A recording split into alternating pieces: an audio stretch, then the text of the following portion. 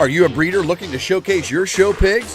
With a Walton Webcasting Show Pig Shoot, we are your go-to video service for capturing the full picture of your show pigs. We specialize in providing top quality video services for breeders like you. Our skilled video team comes directly to your operation. You talk to pigs, we capture the video. Whether it's baby pigs, boars, gilts, or sows, we ensure that their unique features will shine through.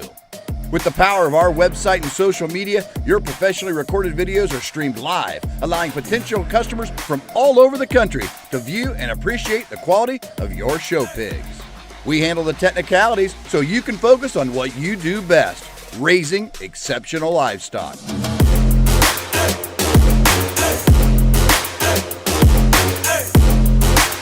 To schedule your next show pig shoot, call Rhonda at 765-431-7367.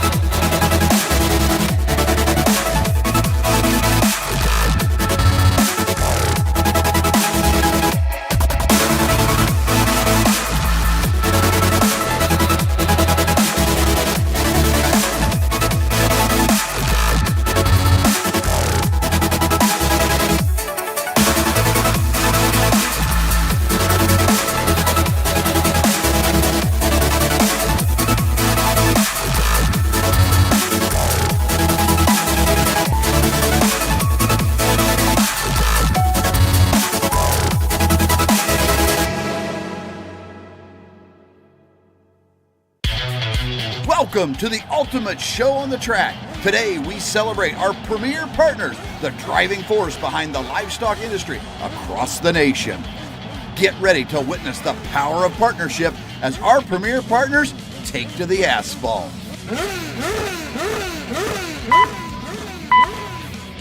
Green light and they're off. On the track we have our first partner, Laird Premium Blend Genetics from premiumblendgenetics.com. Next up, it's Beck's Hybrids from beckshybrids.com. And here comes Showright from showright.com. Coming around, we have Brad Howe Ford from bhiford.com. Right behind them, it's Biozyme from biozymeinc.com. And here comes First Farmers Bank and Trust from ffbt.com. And rounding out the racers, it's Kennedy Ventures from kennedyventuresok.com. On the track and in the ring, it's all about collaboration and teamwork. Join us in honoring our premier partners because together they're the driving force of the livestock industry.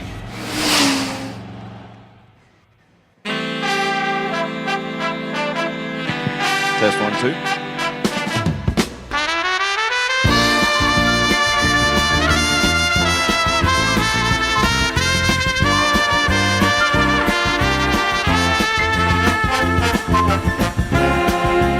Start each day with the presentation of the national anthem. Today we have Hope Birdwell from Preg FFA here to present for us. If you don't mind, take a break from what you're doing, rise and get rid of those lids, and we will help Hope with the national anthem.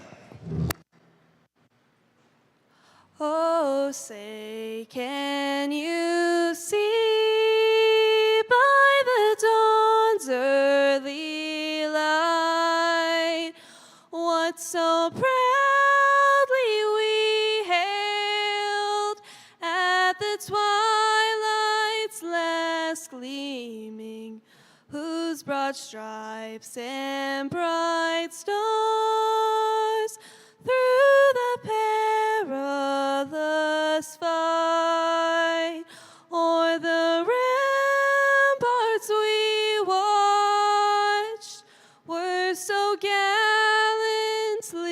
streaming, and the rocket's red glare, the bombs burst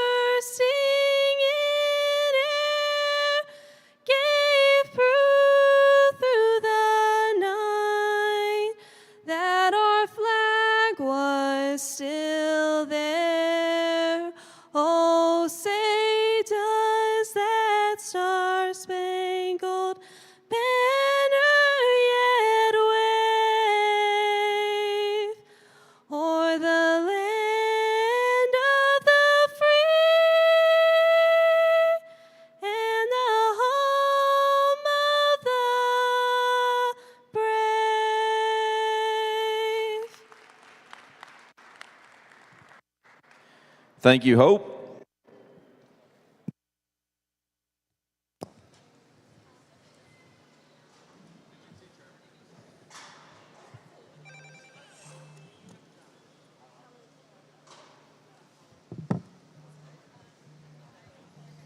Hey, you're welcome to bring those Class 1 Berkshire Bears to the SIFT, please. Class 1 Berks to the SIFT.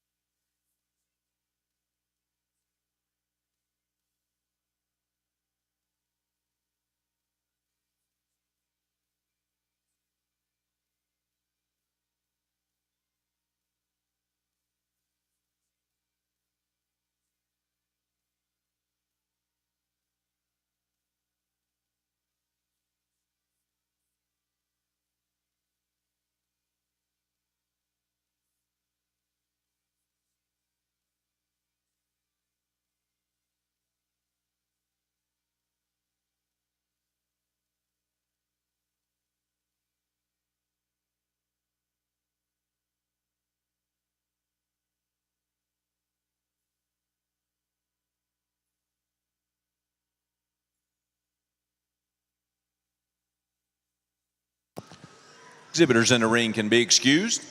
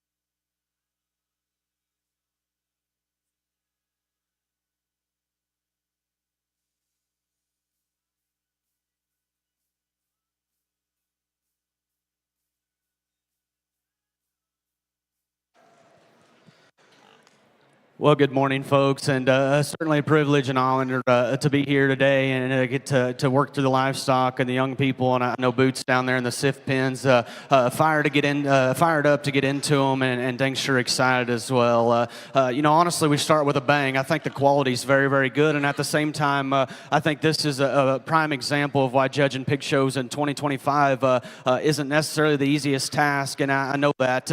At the same time, there's one I just keep coming back to in terms of foot size and feature, in terms of combining some look and some quality with some freshness. Young man here to my right is going to win. Height to length ratio on this particular bear is just absolutely incredible. He pulls together a strong yet flexible kind of top line. He's youthful up front. He's big in his feet, like I said, yet his pastern strength is right. He's a little more rigid, I'd say, in terms of his shoulder set, and we can make him just go just with a little more bend and ease out here. I thought with the cards that were dealt, though, he was still a structural improvement, maybe over another or two. I like that bear a good deal to go ahead and win. The one here coming directly at me is going to land in second. Man, that first view as they come up the hill and they come back out of the pens and out of the chutes, that's hard to ignore. He's He-Man-like in his skull. He's so broad and so good in his chest, yet stays good in his knee, and his front foot placement is just absolutely incredible. I couldn't get him to balance in terms of his physical feel or his crest, as well as our class winner. I thought when push come to shove and you dipped into the details, that one read to be a little more refined in his rear foot size and his feature in relation to our class winner. I didn't see him to be fresh as well. And then as I asked the livestock to drive just a little bit longer than maybe I wanted, and I apologize for that, he wanted to get just a little tight and more rigid in terms of his rear leg structure. I love the bear in third in terms of hair, in terms of bone, in terms of comfort level. He does have the best hip and hind leg of the initial three, and it's not even close. I love his length of hip. I love his just range of motion of hind leg. He's a big-bodied bear that's good in terms of his spread up high. He still offers a high-quality look up front. Young lady, I just couldn't get him to blend and balance together. You step off to the profile, and that barrel wants to run downhill. He comes at you. We need to fix him in his front foot placement, square him in his knee, and just make him more genuine in that regard. Of the initial three, I just thought he fell out of bed the most in terms of his balance and his silhouette from the side. Same goes for the 1 and 4. I love things, just range of motion. His hair and fit job is just absolutely incredible. The bend, flex, and reach to his hind leg and out of his front skeleton as well is very good. Young lady does a good job keeping his head up, got the most out of him. At the same time, if we're spade to spade, that bear is the lowest fronted. He falls out of bed the most, just from a build and balance perspective from the side. I couldn't get him to quite do what I wanted from the profile, and then you step in from behind, and if we're going to get critical like we're going to have to at the Oklahoma Youth Expo, he has to have more just spread underneath, spread him in terms of his stifle, spread him in his hock, spread him in his lower joints there, and just give him more genuine width. Young lady did an incredible job getting the most out of him. Young man, in 5, and I'll be honest, I had this one winning at one time because I thought you could argue that was the combination bear of the drive in terms of skeletal width and structural integrity. He is the best of the initial 5, coming and going in terms of squareness, in terms of pastern strength and foot quality. He's just incredible in that regard. You get up on top of him, he's still got the spread and dimension that I'm after.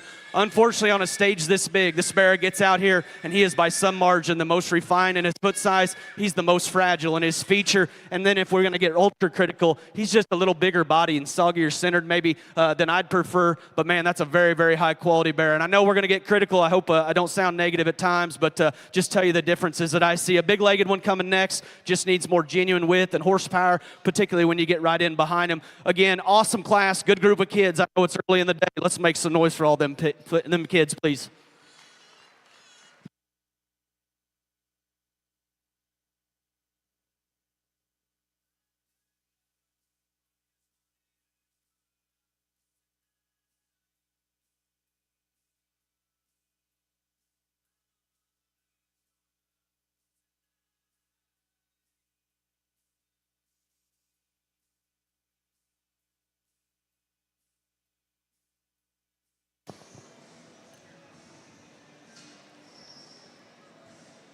Might remind everybody that we will be doing random drug testing throughout the show for animals, 1 per breed, at least to start with. So if you happen to be in class 2 of these Berkshires and place 3rd, then you will be expected to stop on your way back to the pens, to the drug testing pens that are out here in the breezeway that you come past on the way into the SIFT. So there'll be someone from each breed that will get to do a drug test, a drug screening on the way back to the pens. For the Berks, it happens to be the class that's inbound that places in the 3-hole. Once we're done sorting them, you will be expected to stop at the drug testing pens up in the breezeway between barn 6 and barn 7. Winners from Class 1 Berkshires: first place, Gadsden Jervis from Blanchard. Second, Macy McCrary from Muskogee. Third, Jordan Smith from Blackwell. Fourth, Violet Humphreys from Moreland. Fifth, Brady McIntyre from Tuttle. Sixth, Kelton Dowdle from Leedy. Seventh, Mason Olson from Oologah. Eighth, Steely McNeil from Bristow. Ninth, McKenna Oliver from Valma Alma. And 10th, Colton Tatum from Adair.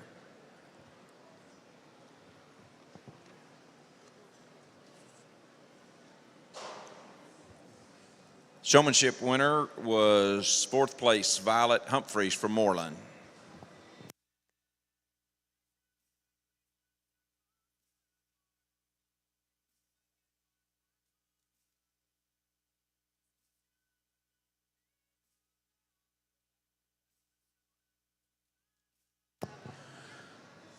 Update on the drug testing: instead of doing that after the class that is that the animal places in, we want to do it after the breed lineup. So we'll go through these 3 classes of Berks, and then we'll line up several after our champion reserve for a preliminary sale order. After that, that second class 2 third place animal will need to present themselves at the in the breezeway at the testing pens.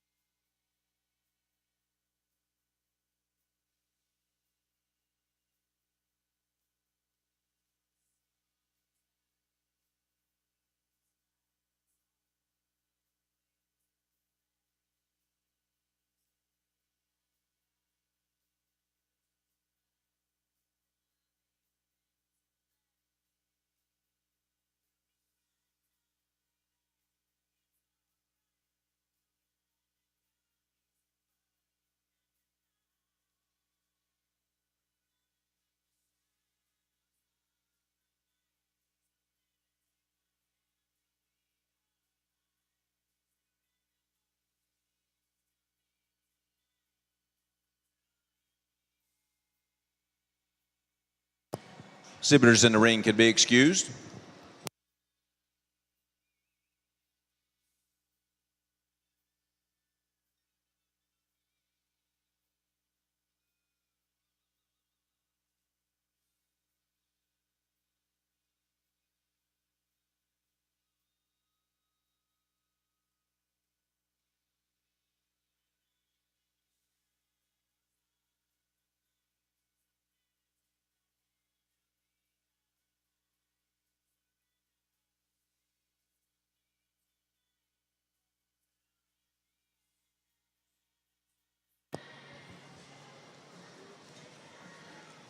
Take a minute to introduce our judges for the day.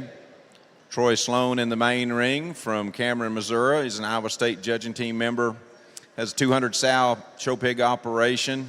Certainly appreciate him being here. Sifting for Troy is Brent Boland from Sweet Springs, Missouri. Also an Iowa State grad. Works at Heimer Hamps. We appreciate him doing the heavy lifting down there. And then our showmanship judge is Anna Hannon from Indiana. She judged at Oklahoma State and Northern Oklahoma College. She's going to graduate this May in recreational therapy and start occupational therapy school in the fall. Put your hands together for our judges this week. They're going to work hard for us as we bring all these animals to the ring.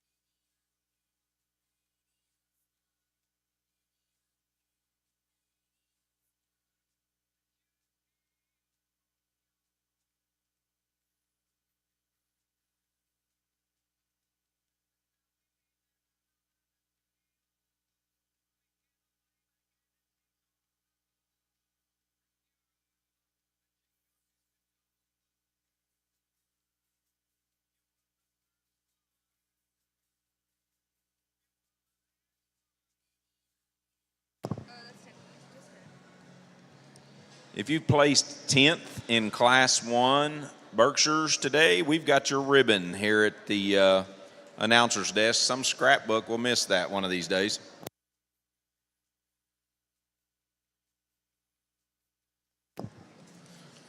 We also have our first Wild Bunch drawings for the Barrow Show.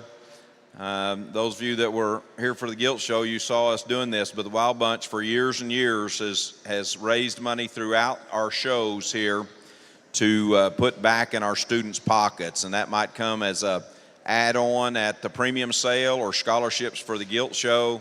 They raise that money by selling you buttons, so if you see the Wild Bunch buttons hanging on somebody's lapel and you don't have one, find somebody and buy one, and that'll make you eligible for drawings throughout the Barrow Show.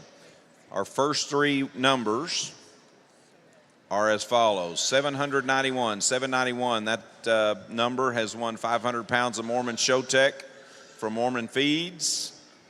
16 or 18% on that. Number 301 is a gift basket and show bat from the Wild Bunch, and number 1572 is a mini pig board from the Wild Bunch. Those are the first three numbers drawn for the Barrow Show. Come to the announcer stand and we'll get you squared away.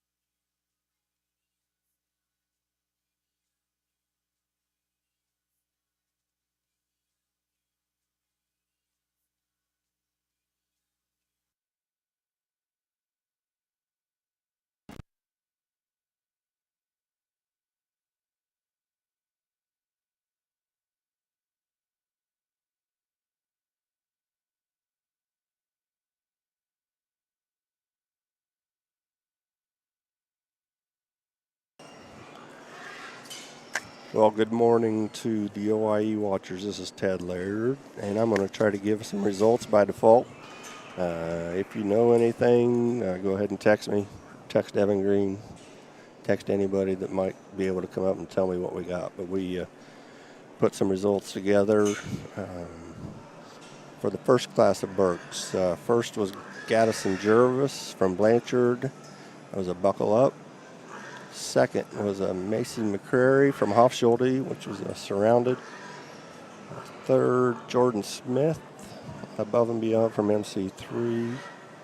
Fourth, Violet Humphreys, above and beyond from Streber/Goss. And fifth was Brady McIntyre, and we're not sure on that one. So feel free to give me a text, give Evan Green a text, or anybody they can get the info up here. We'll be glad to get it posted. Announcements here. Seems to go without saying, but we continue to have trouble back in the SIFT with back tag numbers not matching ear tags, so on and so forth. So please double check and make sure the back tag you grab out of the box for that particular animal matches the ear tag that you've got, because we're going to check at the SIFT. And secondly, you got to remember that this is a water-only dressing show. Leave those powders, potions, and pastes in the show box, and bring them up here with just water. We will reserve the right to turn them back to the pens if we find them overdressed.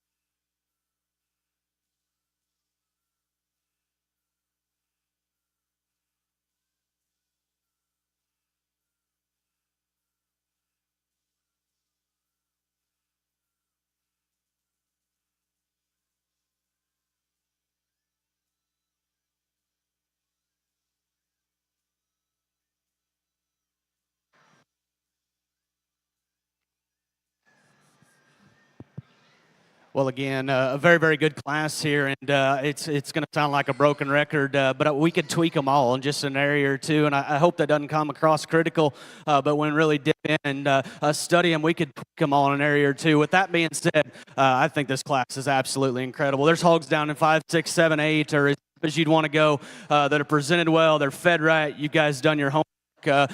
Breeders and feeders or whoever's involved with it, my hat's off to you. With that being said, the one that just becomes the most difficult to ignore in this judge's opinion is the young man directly in front of me. First and foremost, he's just absolutely and beautiful in terms of the way that he's presented out here.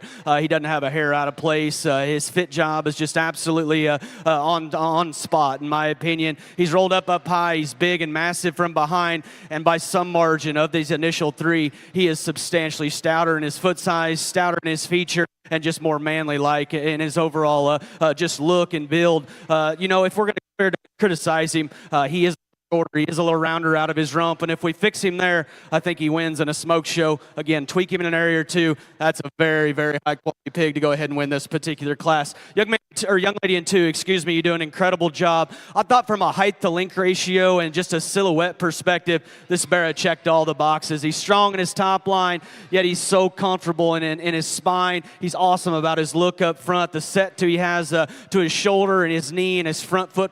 It's so good. Another Barrow that's compositionally correct. He's got big shape up high. He's adequate, I think, when you get in behind him, just in terms of the spread and muscle that he does have. For me, as you step off to the side of him, even though our class winner was shorter and rounder out of his rump, I thought he utilized his hind leg more flex and reach. This Barrow wanted to tighten up hock and his rear pasture just ever so slightly. I also didn't see him to be as genuine as they drive right at you, just right in his knee. Young lady, you got the most out of him. I like that Barrow a good deal. The oddball lands in third, and honestly, I thought at one time this thing could win because he's built so neat from the side. He's sharp in about his look. He's awesome about his ability to run uphill. He's strong in his back line. His height-to-length ratio is absolutely incredible. He's good in his front pasterns. He's good in terms of just his foot quality. I thought when push come to shove, young man, your Barrow has to be better in his shoulder set. He's too rigid in that regard. And then if we're comparing to the land in front of him, he's by some margin just the most refined in his rear feature. We could stout him up there in his foot side. Flat-backed, good-looking. He's a little different headed there. Whether you like it or not, we could probably make him just a little more youthful in that regard. Kind of just a good meat and potatoes kind of Barrow here in 4, and I mean that in a good way. Honestly, I think you can make a case for this one to win because, he might be the most fault-free of the initial 4. That's a good-bodied Barrow that's still right from a composition perspective. He still balances good enough from the side. Obviously, on a big stage like this and in a class that there was lots of extras and lots of unique pieces, I thought he became just a little more generic about his look and his uniqueness, particularly from the profile. I didn't see him to just piece together quite as well. He wants to get a little rounder. He's not as just wild about his look up front. Man, that one's good-bodied. He's flexible. You take a ton of market hogs that look like that throughout the week. Young lady did a very, very nice job there. I love the silhouette and the look up front and the freshness of the Barrow that comes in next. Man, that is awesome in terms of just height of shoulder, yet still having some cushion and push up front. Awesome about his youthfulness up ahead of his blade. Pulls together a strong top line. Much like a Barrow there just a couple placings ago, just got too refined in his rear feature, and as they come right at you and go right away, I thought he fell out of bed just a bit in terms of being genuine. But man, that's a very, very good-looking show Barrow. Young lady did a very nice job. A unique one here in terms of his look. He's awesome. Shape, maybe is compositionally good and as good in that aspect as we've seen yet today. Awesome from just a pasture and strength perspective. He's good about his look, awesome in his shape. Like I said, step off to the profile of him, young man. Like I told you, he's too rigid in his spine. We need to relax him in that regard, lengthen him in rump, and just make him more athletic off either end of his skeleton. Again, where he's good, very, very good. On the other end of the spectrum, a real sound structured Barrow here that just ran out of shape and power, particularly when you got right in behind him. Awesome class. I know I got long-winded. I like them pigs a good deal, and the kids are working their tails off. Let's make some noise for those exhibitors, please.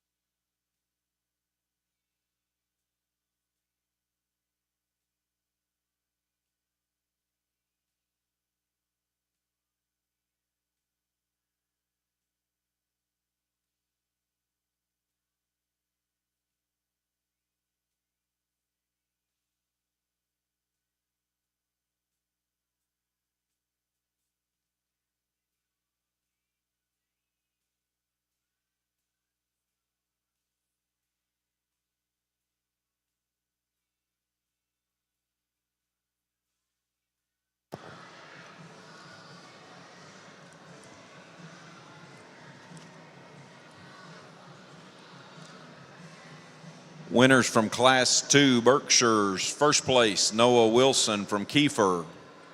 Second, Lily Walker from Chickasha. Third, Brady McIntyre from Tuttle. Fourth, Presley Jeffries from Blackwell. Fifth, Sidney Cundiff from Perkins. Sixth, Will Jasper from Jones. Seventh, Jeff Berry from Chickasha. Eighth, Brutus Robinson from Webbers Falls. Ninth, Lily Dreher from Duncan. And 10th, Lena Hampton from Osage County. Showmanship winner was Brady McIntyre from Tuttle.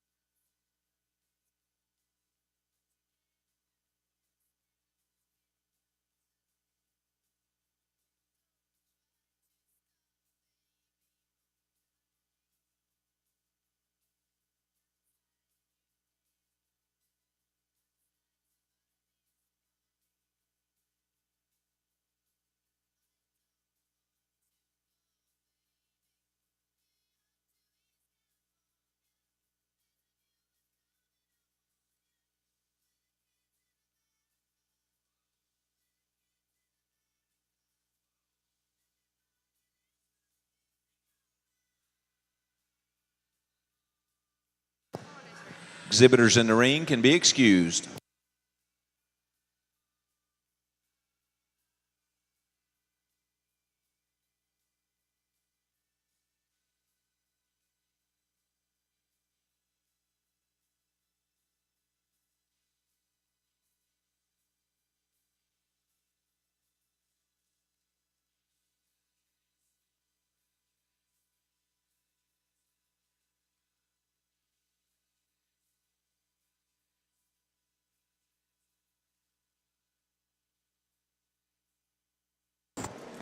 I already wrapped up that second class, and we found what we can find, so I'll give you that. First place was Noah Wilson from Kiefer. It's Above and Beyond from Goss.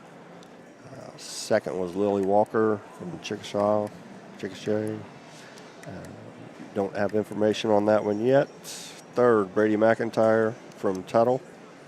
Again, don't have that one. Fourth was Presley Jeffries from Blackwell. And then fifth was Sydney Cundiff, and that was an OG from Tim Heron Farms. If we get more of that information, we'll pass it along later.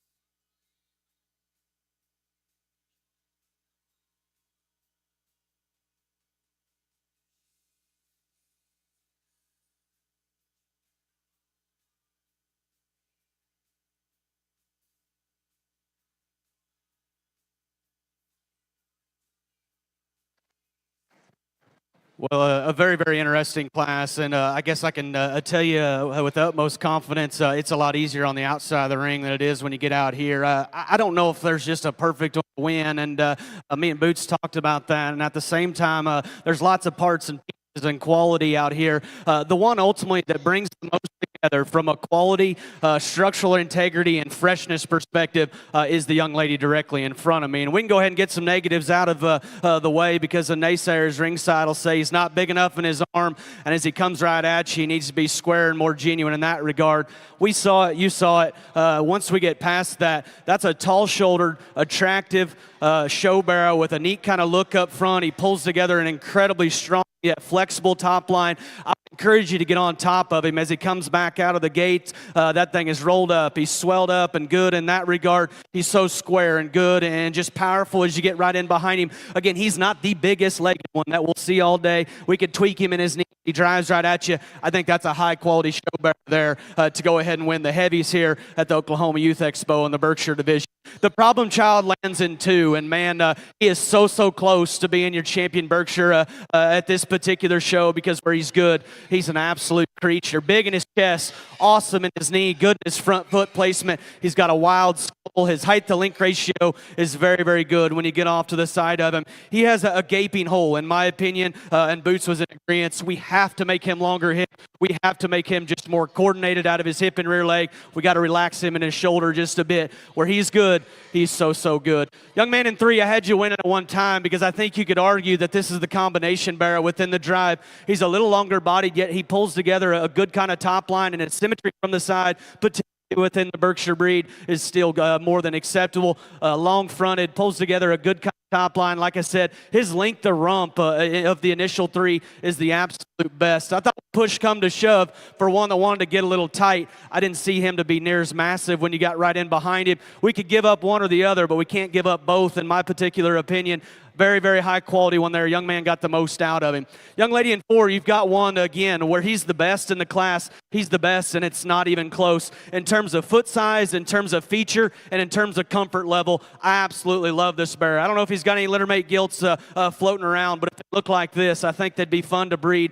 Good looking up front, still good in terms of his freshness ahead of his blade. He's so comfortable, so big-legged, so hairy, doesn't have a tight joint in his body. You get off to the profile, young lady, we got to make him stronger in his top line to balance, and then we get behind him. He wanted to get just a little more vague there in terms of his shape and his expression from behind. Again, where he's good, he's the absolute best that we've seen all day in an area or 2. Again, another problem child comes in next. If you like him stout and rolled up and dense and hairy, this is the one you want to gravitate to. So good in terms of his muscularity.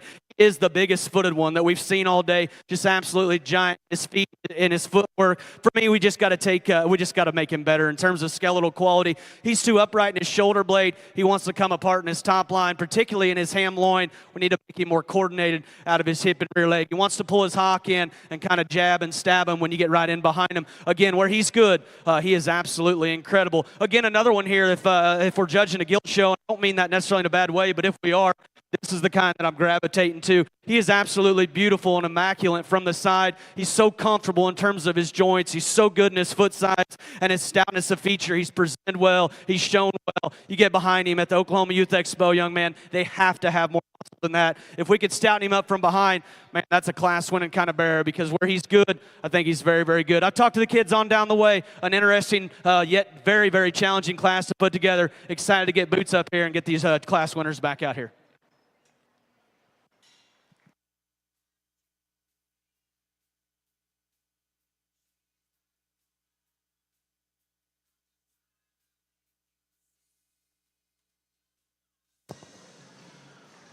Winners from Class 3, Berkshires. First place, Madeline McLean from Leedy. Second, Carson Owens from Stratford. Third, Gage Winters from Altus. Fourth, Bexley McGill from Thackerville. Fifth, Kaylee Budd from Sterling. Sixth, Wyatt Kirkley from Porter. Seventh, Rainer Cope from Perkins. Eighth, Maya Padilla from Purcell. 9th, Marley Johnson from Coleman, and 10th, Blair Bear from Hartshorn. Showmanship winner was Maya Padilla.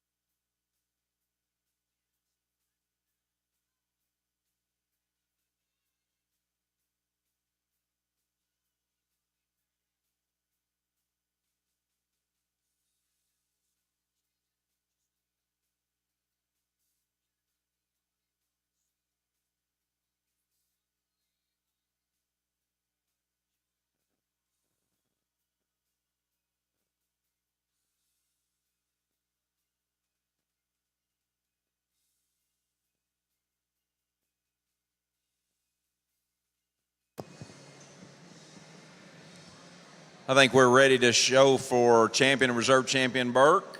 We're going to line up several others after that for preliminary sale order.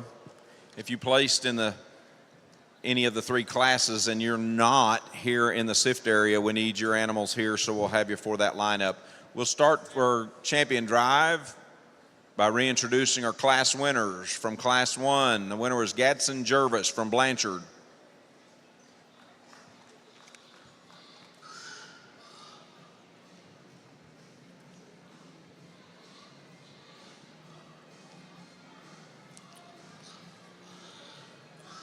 Class 2 winner, Noah Wilson from Kiefer.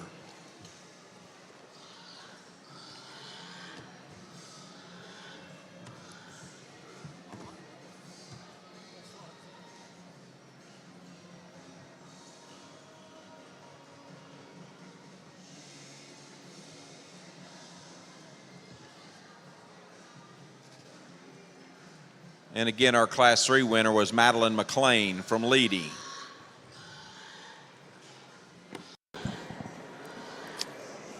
Out here for Champion Drive, Class 1 is Gadsden Jervis. It's a buckle up from Jervis. Second in that class was Macy McCrary, surrounded from Hofschulte. Class 2, Noah Wilson. It's above and beyond from Goss. Second was Lily Walker in that class. Class 3 winner was Madeline McLean. Trying to get the information on that one. Second was Carson Owens. And then third was Gage Winters, which was an OG.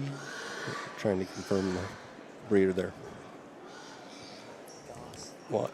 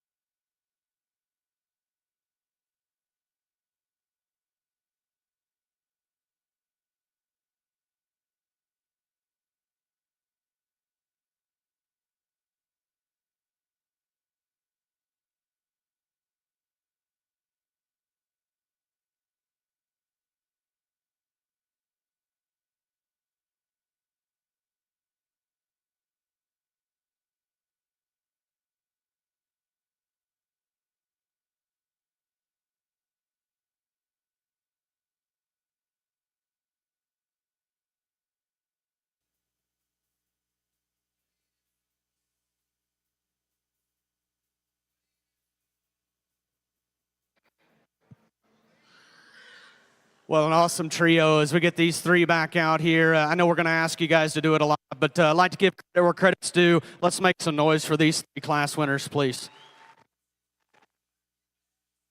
They don't look like, they're not cookie cutter. I guess I'm not a believer in thinking that they need to, and some of you will disagree, but quality comes in lots of different shapes and sizes and types and kind, and we're in agreement. All three of these are good livestock, high-quality pigs. Ultimately, it comes down to a pair of them.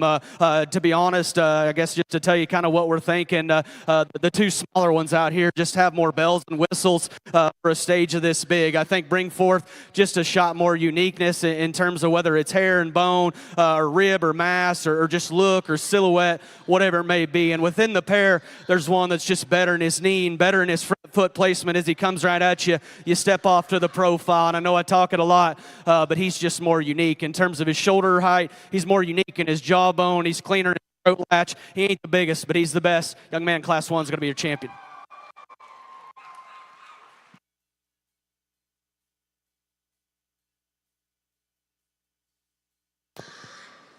Champion Berkshire, exhibited by Gadsden Jervis from Blanchard. That was from Class 1. We'll introduce Macy McCrary to the ring.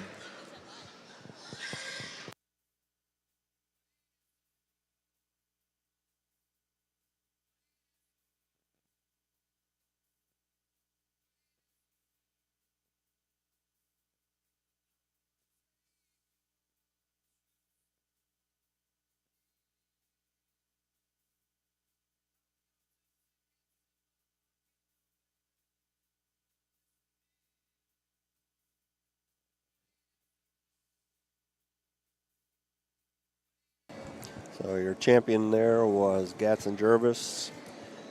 That was Buckle Up from Jervis, and that brings in Macy McCrary, and that is a Surrounded from Hofschulte.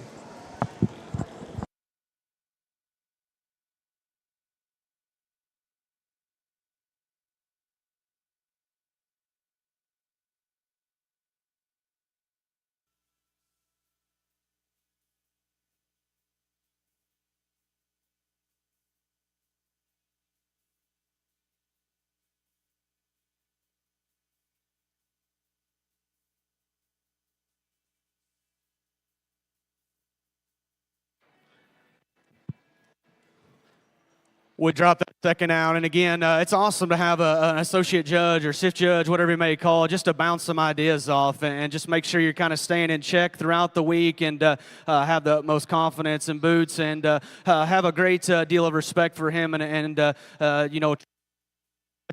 trust his opinion probably as much as anybody within the industry. With that being said, we dropped that second out, and things get still as interesting as they did, I think, for Grand Honors. That thing is huge in his chest. He is absolutely carved up and maxed out as far as his muscle shape is concerned on the top side of his skeleton. I told Boots, and he was in agreement. He wanted to get a little tighter and just more refined in his rear ankle. He kind of wants to twist and sway his hip just a little more than I'd consider ideal. And if we're going to get ultra critical as well, he's a little more upright in his shoulder blade. Again, just an absolute creature, far-reaching, and I hope throughout the week you don't think we're going to land on generic ones, but we are going to try to stay committed to making him as good built as we can.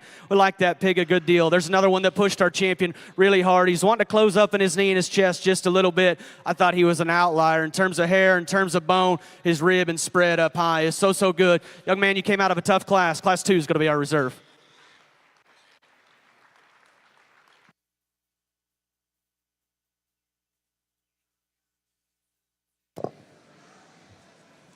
Reserve champion Berkshire, exhibited by Noah Wilson from Kiefer. The reserve champion there would be Noah Wilson, Above and Beyond, and that is Goss/Strieber on the breeder.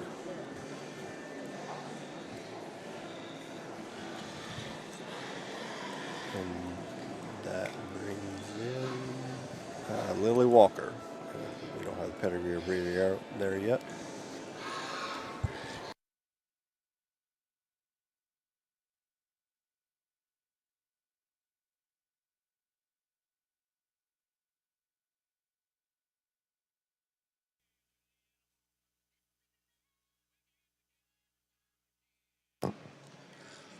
Our third Berkshire Barrow comes from Class 2. That's Lily Walker from Chickasha. We'll introduce Brady McIntyre to the ring. Presley Jeffries, you're on deck for Class 2.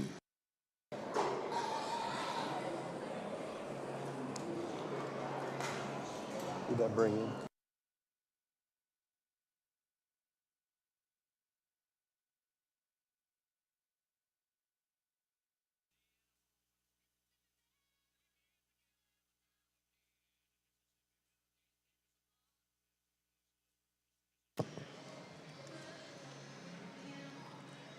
Our fourth Berkshire selected is Brady McIntyre from Tuttle. That's a Class 2 Barrow. We'll introduce Presley Jeffries to the ring. Sidney Kunda from Perkins, you're on deck for Class 2.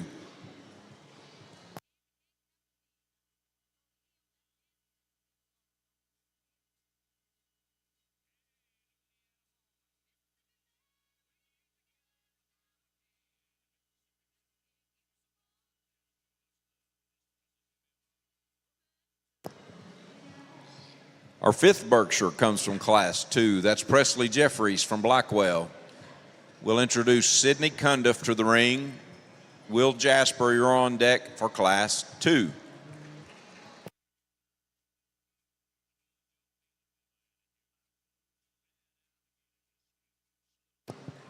Our sixth Berkshire selected comes from Class 3. That's Madeline McLean from Leedy. We'll bring Carson Owens to the ring. Gage Winters, you're on deck for Class 3.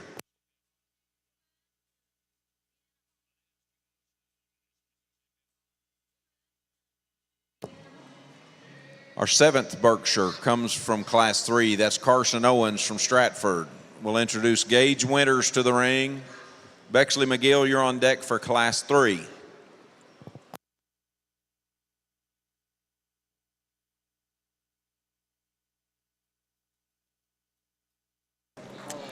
So wrapping up Tap 5. Champion was Gadsden Jervis. That was bred by Jervis, so buckle up. Reserve was Noah Wilson, bred by Dawson Streber, coming out Class 2, above and beyond. Third will be Lily Walker, and we're hunting that information down. Fourth, Brady McIntyre, and fifth was Presley Jeffries. So we're back hunting the information. We'll come back as soon as we get it. Smith in the ring. Violet Humphreys, you're on deck for Class 1.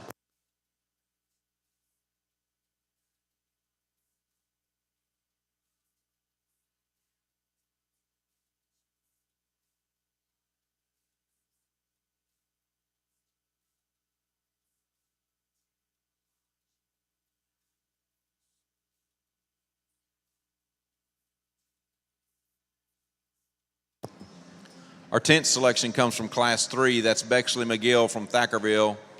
We'll bring Kaylee Budd to the ring. Wyatt Kirkley, you're on deck for Class 3.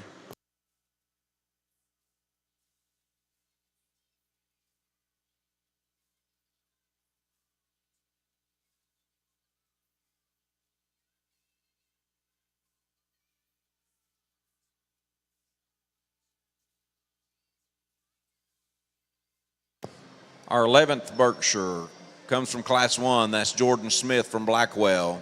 We'll introduce Violet Humphreys to the ring. Brady McIntyre, you're on deck for Class 1.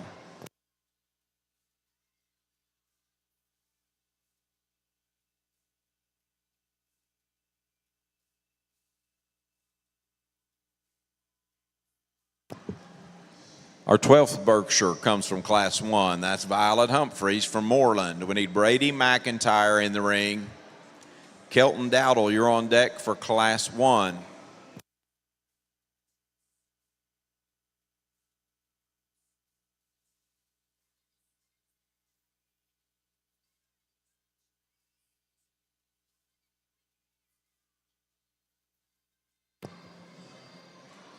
Our 13th selection comes from Class 2. That's Sidney Kunda from Perkins. We'll bring Will Jasper to the ring. Jet Berry, you're on deck for Class 2.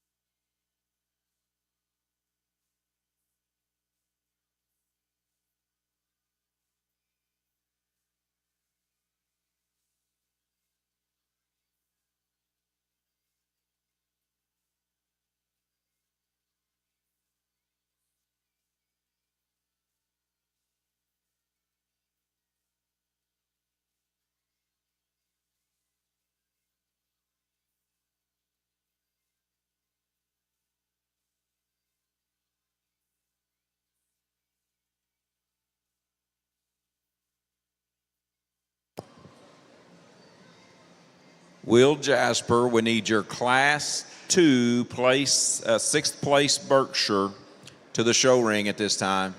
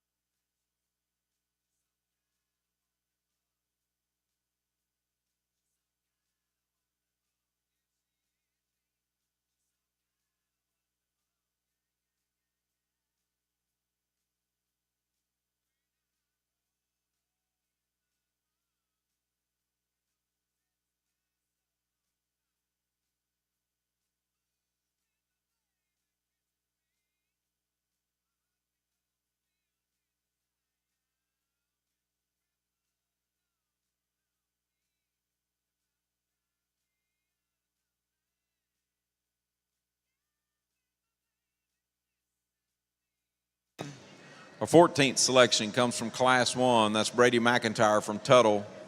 It'll introduce Kelton Dowdle to the ring. Mason Olson, you're on deck for Class 1.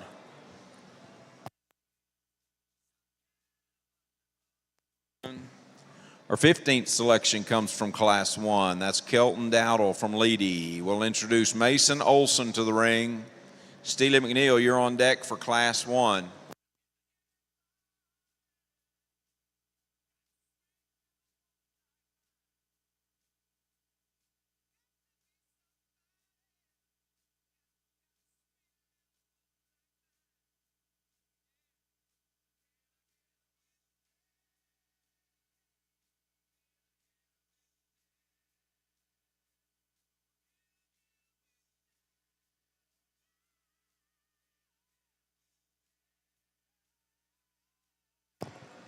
Sixteenth Berkshire comes from Class 3. That's Kaylee Budd from Sterling. We'll bring Wyatt Kirkley to the ring. Rayner Cope, you're on deck for Class 3. Number 17 stays in Class 3. That's Wyatt Kirkley. That'll bring Rayner Cope to the ring.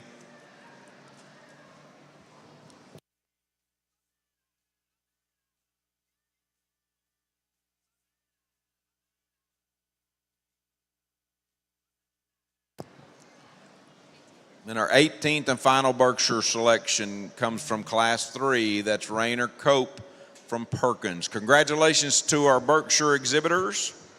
We're ready for our Class 1 Durocs to the sift, please. Class 1 Durocs to the sift.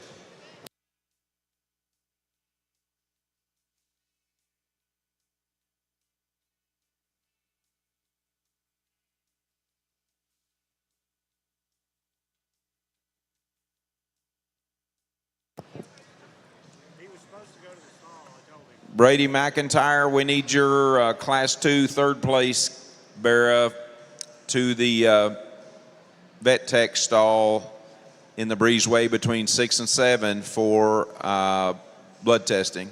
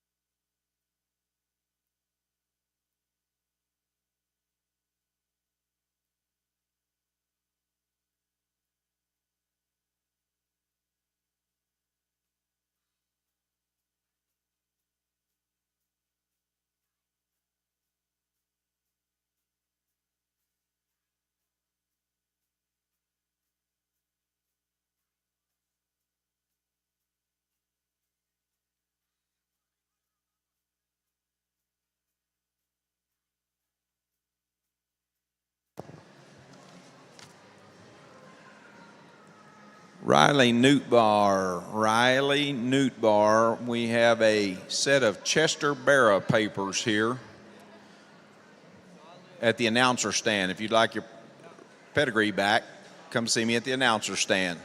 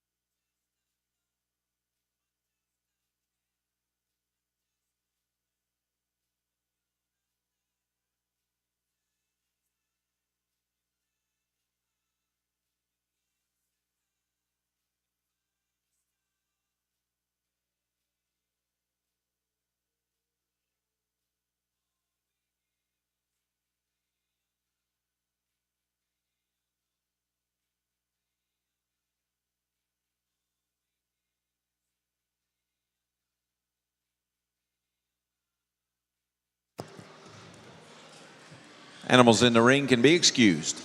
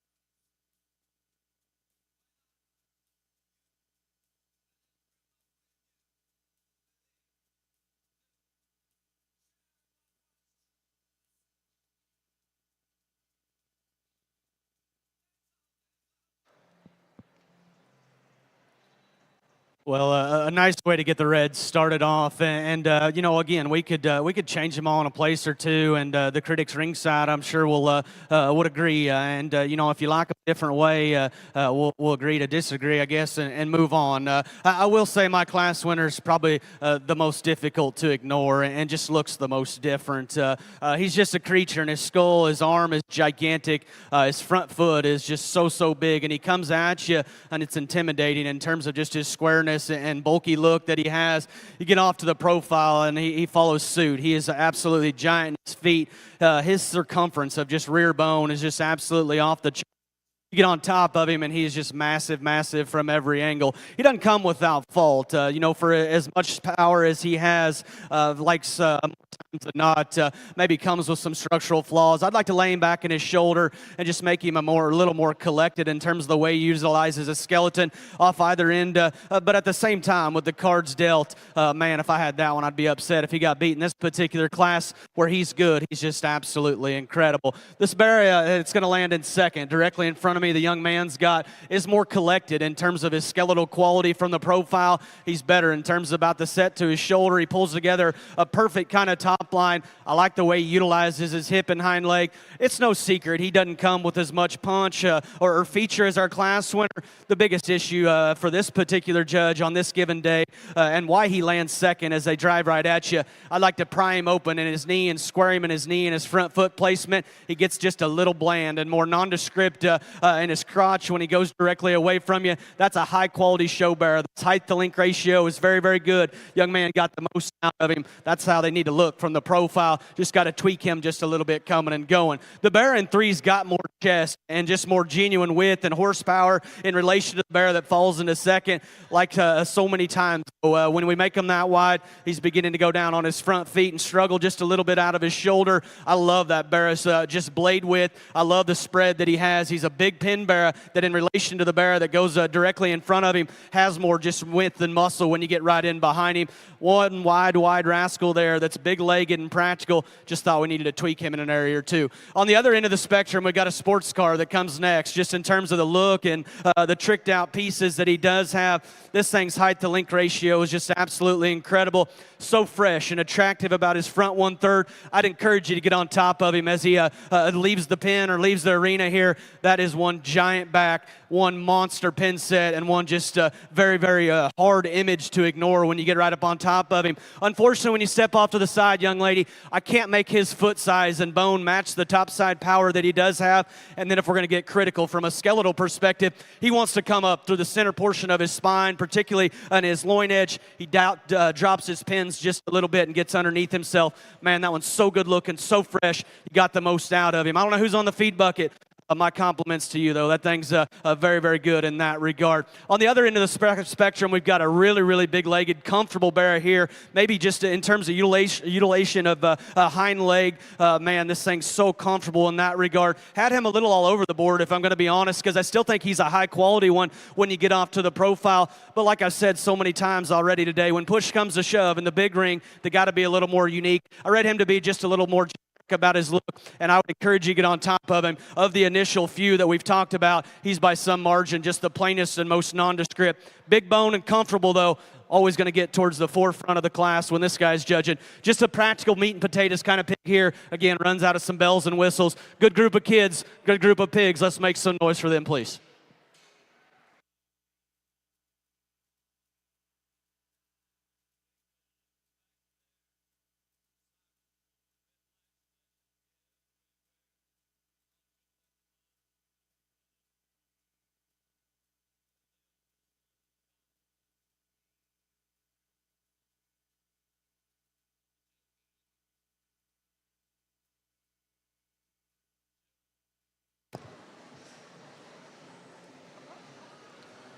Winners in your Class 1 Duroc Bears. First place, Tucker Bloodworth from Dibble. Second, Tate Dewald from Moreland. Third, Piper Brandon from K County. Fourth, Hadley Yost from Kingfisher. Fifth, Lauren Thurman from Colcord. Sixth, Josie Lowen from Kingfisher. Seventh, Farrah Dupree from Porter. Eighth, Sawyer Williams from Lomega. 9th, Mason Morris from Yukon.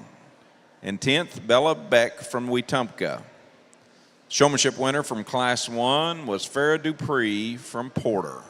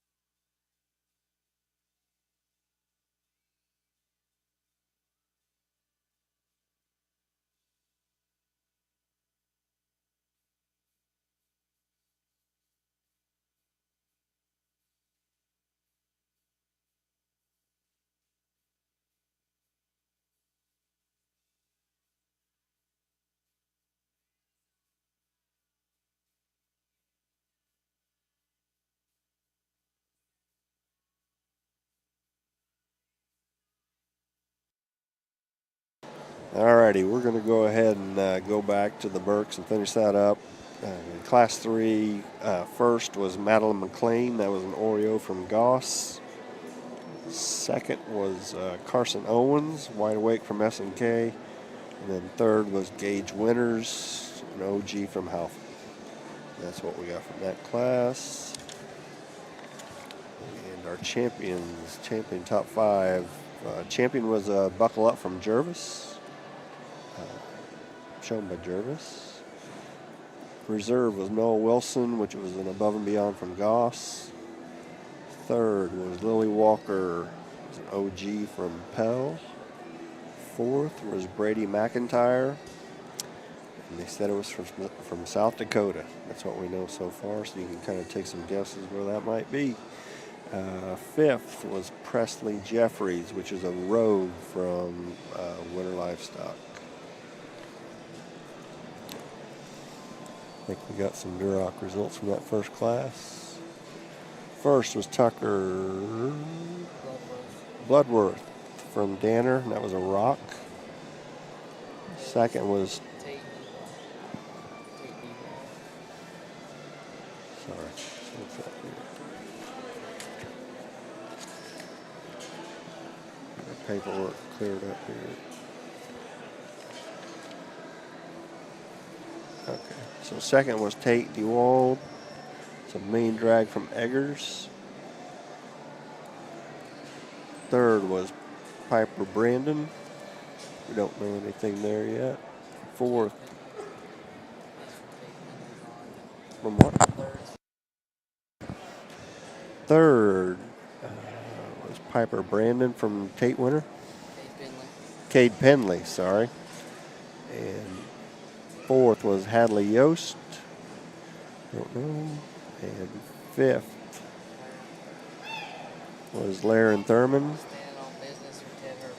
Standing on business from Ted Herbert. That gets you caught up to date as best we know right now. We'll be back.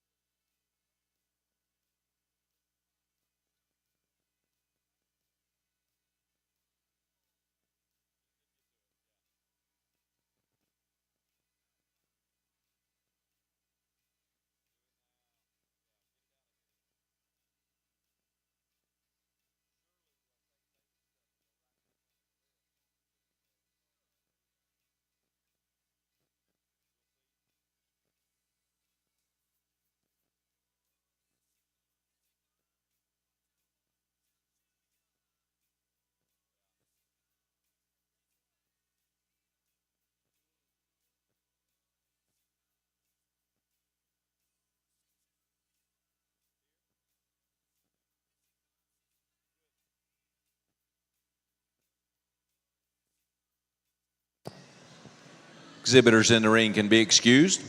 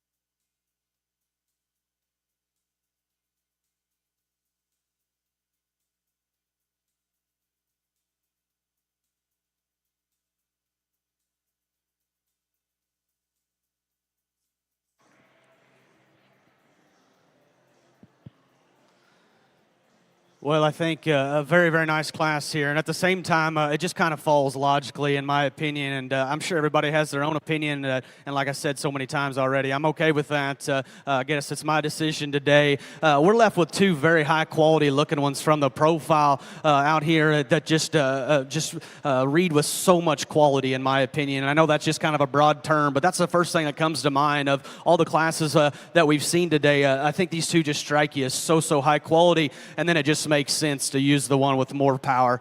He comes at us bigger in his chest. He's better in his knee. You get up on top of him. He's got more spread. He has substantially just more pin width and real muscle when you get right in behind him. This one's broad built, yet he's extended. And maybe if we're going to get ultra critical, I guess, and make him just a shot more unique, I guess, for lack of better terms, we could shorten his body length up just a bit. I don't think it throws off his balance and his proportionality, though. He's bendy. He's flexible. I thought within the pair, not only was he opened up and more genuine and more powerful, but when push come to shove and we asked him to move, I thought he remained just more comfortable out here. He read to be better in his angles. Very, very nice pig to go ahead and win.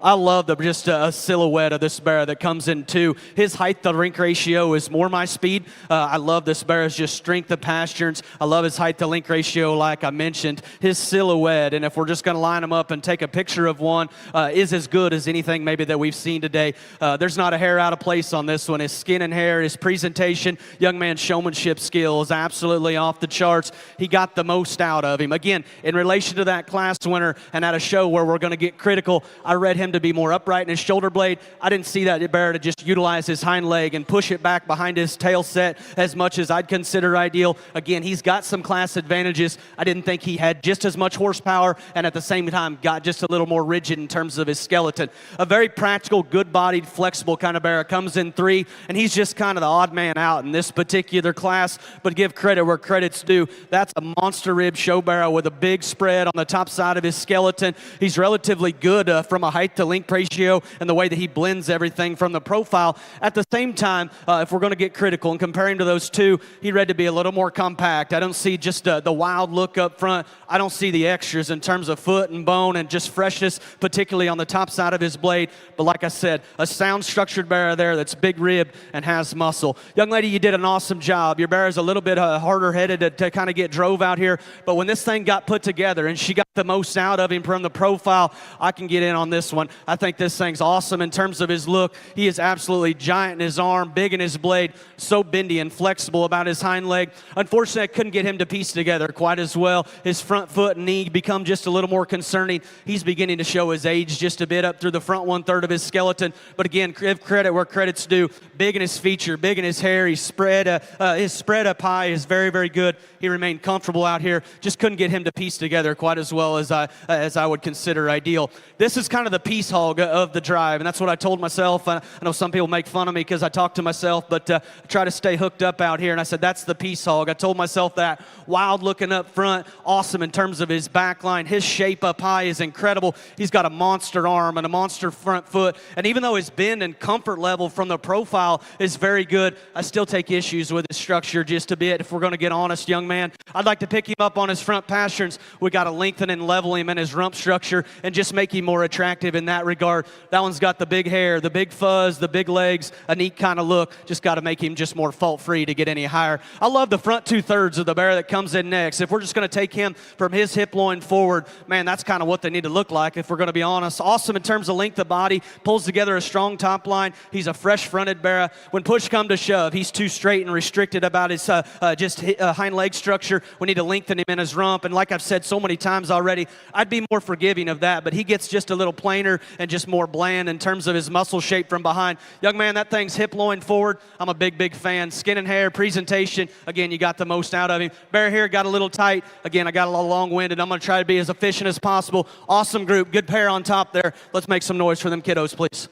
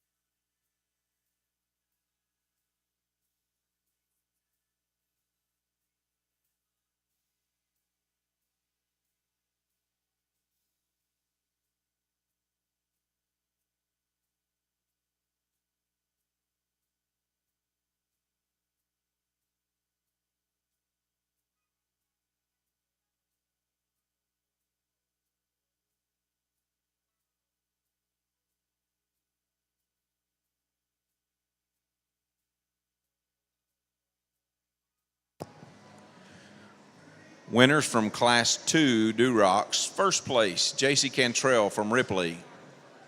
Second, Hayden Green from Wellston. Third, Trenton Haney from Arnett. Fourth, Kenzie Hacker from Wilson in Carter County. Fifth, Cason Profit from Hydro Eakley. Sixth, Cody Hammock from Perkins. Seventh, Gage Montgomery from Kellyville. Eighth, Gentry Tatum from Adair. Ninth, Chandler Laxton from Vanoss. And 10th, Brooklyn Allen from Spiro. Showmanship winner there was J.C. Cantrell.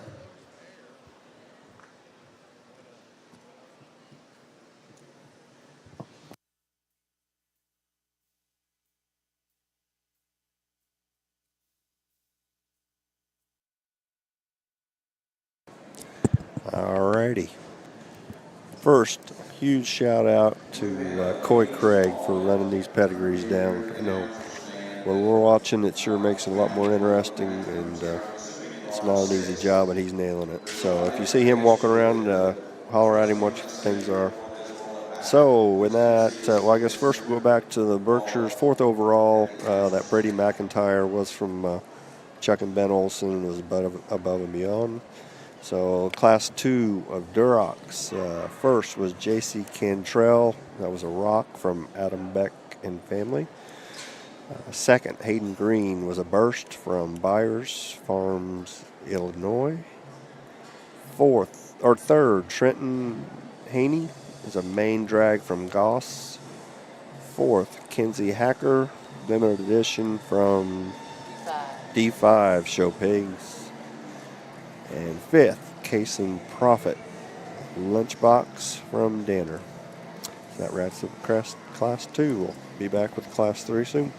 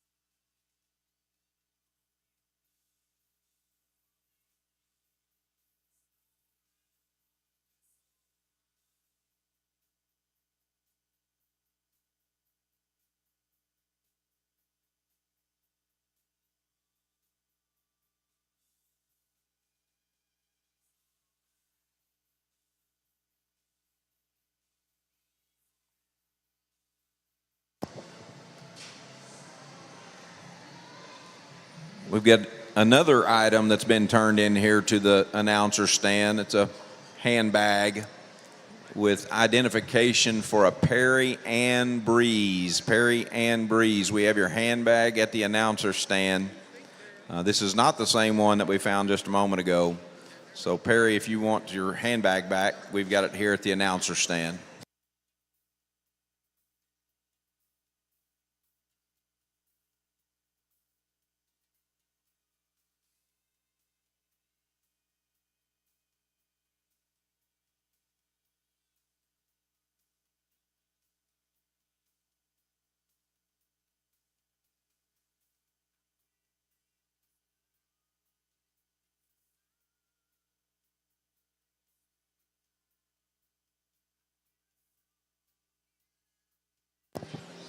Exhibitors in the ring can be excused.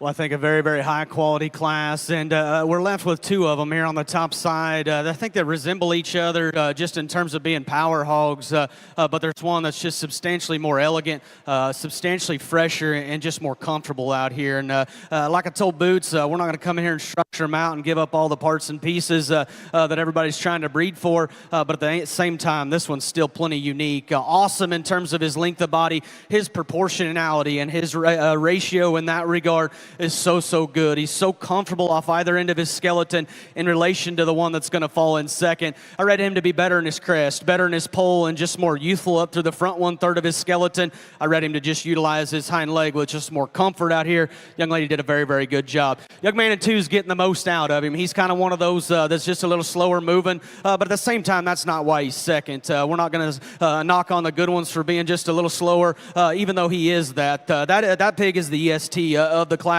There's no doubt in my mind. He's the biggest armed. He's the biggest rib. He's the biggest back. He is absolutely incredible when you get up on top of him and from behind for to have that much punch. He's still square and secure and genuine in that regard. Another pig that, much like our class winner, he comes at you so good, so bold, so true and genuine in his chest, knee, and front foot placement. Unfortunately, young man, when you step off to the profile and just break him down from a silhouette perspective, I read that one to be too mature up front, a little farther forward in his shoulder blade than I'd consider ideal. Man, give credit where credit's due. Of the red breed, for what we've seen so far, that one's as good as any in terms of where he's very, very good at. I love the comfort level and just body shape of the Barrow that comes into 3.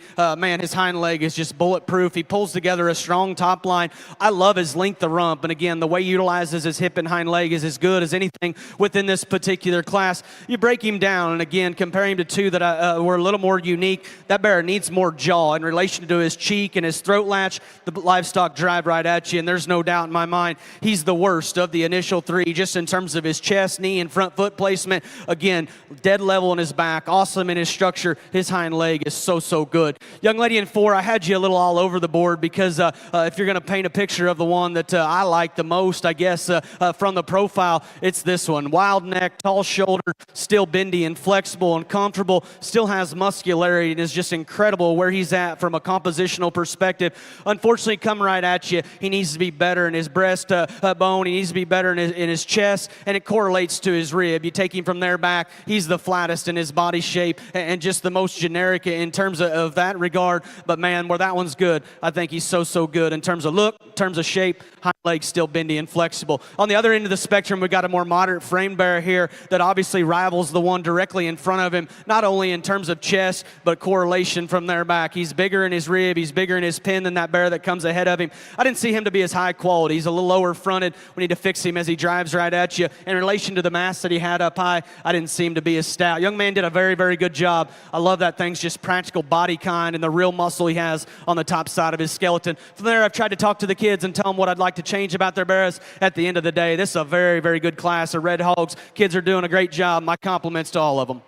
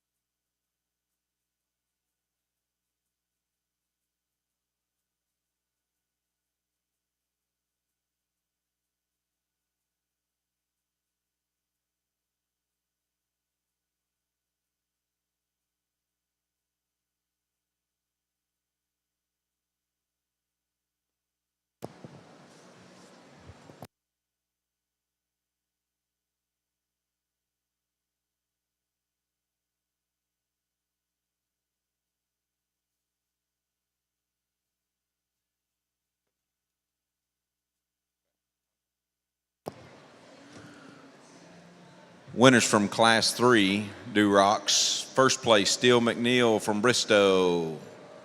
Second, Brigham Bunt from Ringwood. Third, Colton Rodriguez from Marietta. Fourth, Braylon Pollard from Boswell. Fifth, Hayden Tinsley from Big Pasture. Sixth, Cash Pivniska from Yukon. Seventh, Brance Gray from Caddo. Eighth, Reed Groves from Beggs.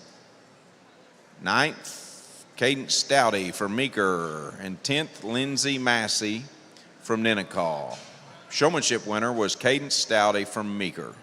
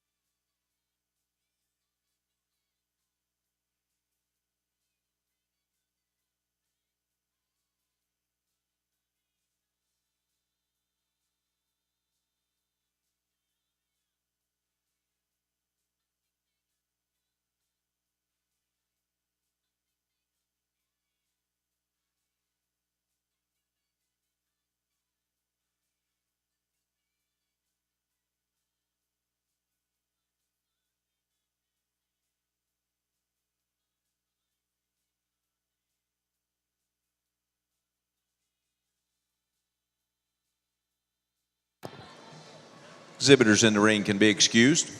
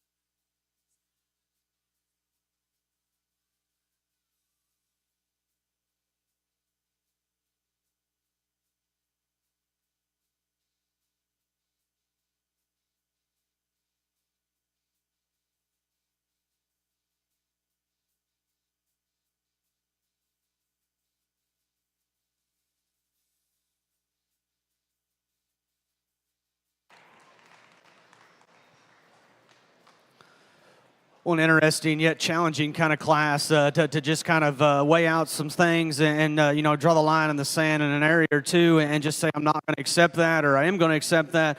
Ultimately, we're left with 3 of them out here that I thought needed slam backed and deserve some extra time and some discussion and maybe a second or third or fourth look.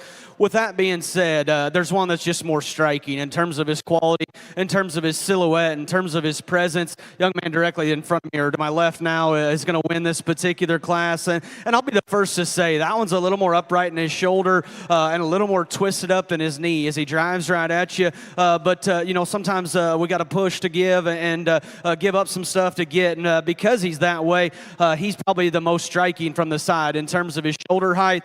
His height to length ratio is by some margin the best in this judge's opinion of the initial trio. He's a fresh-backed Barrow that when you get right in behind him is so square and good from his pin set to his hock to where his rear foot hits the ring surface. I think a very nice Barrow to go ahead and win this particular class. He's not the stoutest legged one that we've seen all day, and the Barrow in 2 has the decisive advantage in that regard. Bigger in his front foot, bigger in his arm. He has more rear bone as well. He's more manly in terms of his skull and his arm. Man, he's still a big back, stout-ended kind of show Barrow here directly in front of me. I just didn't read him to be as fresh or as high quality up through the front 1/3 of his skeleton. He too, much like our class winner, as they drive right at you, could be redesigned just a little bit in terms of his chest, knee, and front foot placement. He goes away, and he's a little more, you know, average, I guess, for lack of better terms, as far as his width is concerned, particularly at the ring surface. But again, a sound-structured, big-legged kind of show Barrow that's practical in his body. Just didn't see him to be as show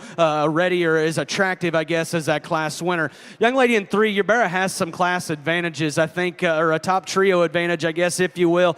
Big in his arm, huge in his back. Again, I've said it so many times, but watch this one go back to his pin. He is incredible in terms of the spread out of the backside of his shoulder. He maintains an aggressive loin edge, and from behind, he's as big pinned and as muscular as anything that we've seen today. Unfortunately, we can't make it all blend and match at the lower, his lower surface there. His lower skeleton needs to be bigger. He's really refined in his rear foot and his bone work, and I'd be willing to accept that if he was just absolutely incredible about his look up front. That Barrow red with a shot more crest and a little deeper in his neck and his throat latch, but man, where he's good, he's so good. So big up high, so comfortable about his hind leg structure. Is on the edge. I thought his range of motion was very good. I love the front 3/4 of this Barrow that comes in next. Young lady, it killed me to put you in 4. I just didn't think his hind leg was going to last, and unfortunately it didn't. Stout in his mug, big in his cage. He's rolled up high. You got him dressed to impress. His skin and hair is very good. For a stout-legged kind of show Barrow, he's still upright on his pasterns, still good from a compositional perspective. We just got to lengthen his rump, make him take a longer step off his rear 2. From there, we run into some Barrows that are maybe just beginning to show their age from a composition or freshness perspective. Kids are working their tails off. It's been a fun breed to work through. Let's make some noise for the exhibitors, please.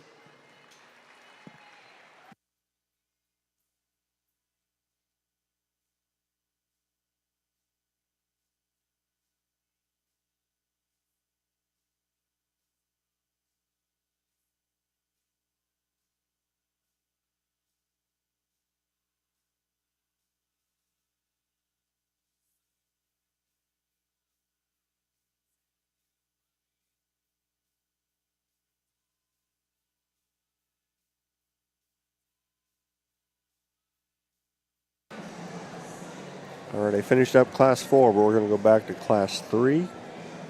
Talk that class, what we got first, and that was Steele McNeil, and that was a standing on business from Swinford's. Second in class 3 was Bring and Bunt. That was a rock from Danner.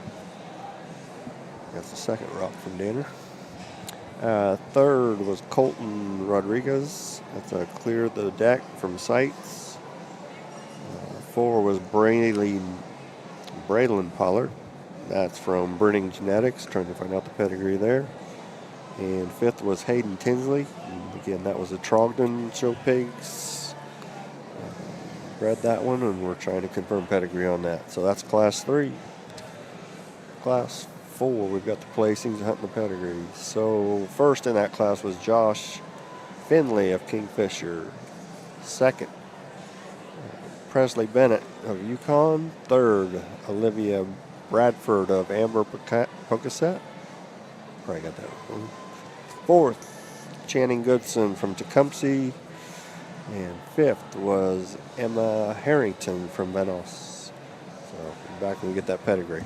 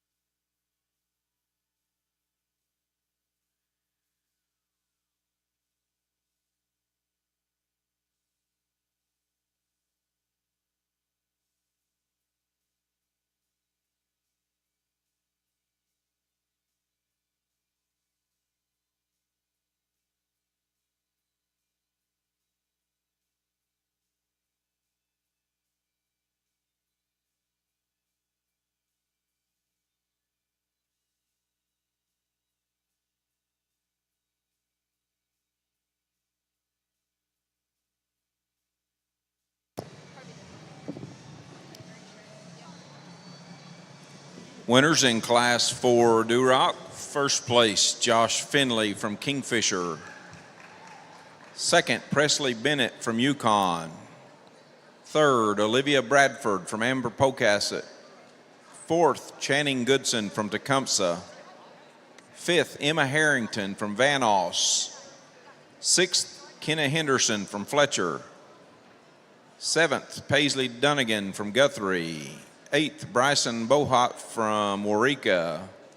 Ninth, Kinsley Brown from Pawnee. And 10th, Carter Edwards from Sayre. Showmanship winner in Class 4 was Olivia Bradford from Ampo.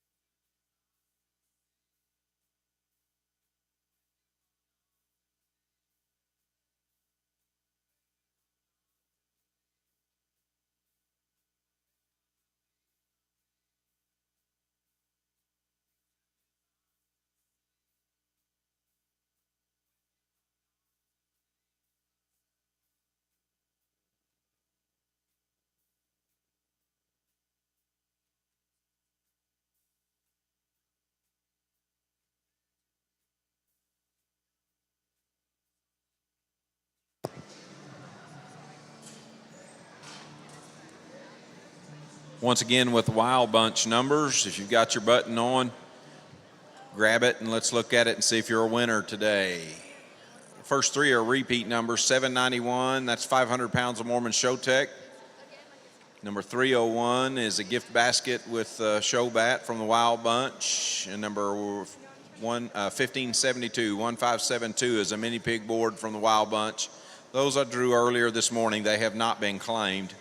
New numbers, 128, 2 bottles of Champion's Choice from Kelly Chrisman. Number 1468, 1,468, 500 pounds of 50 mg from Showright.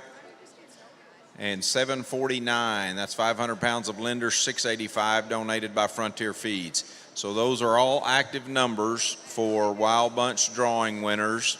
If you happen to have one of those buttons, come to the announcer stand and we'll get it taken care of.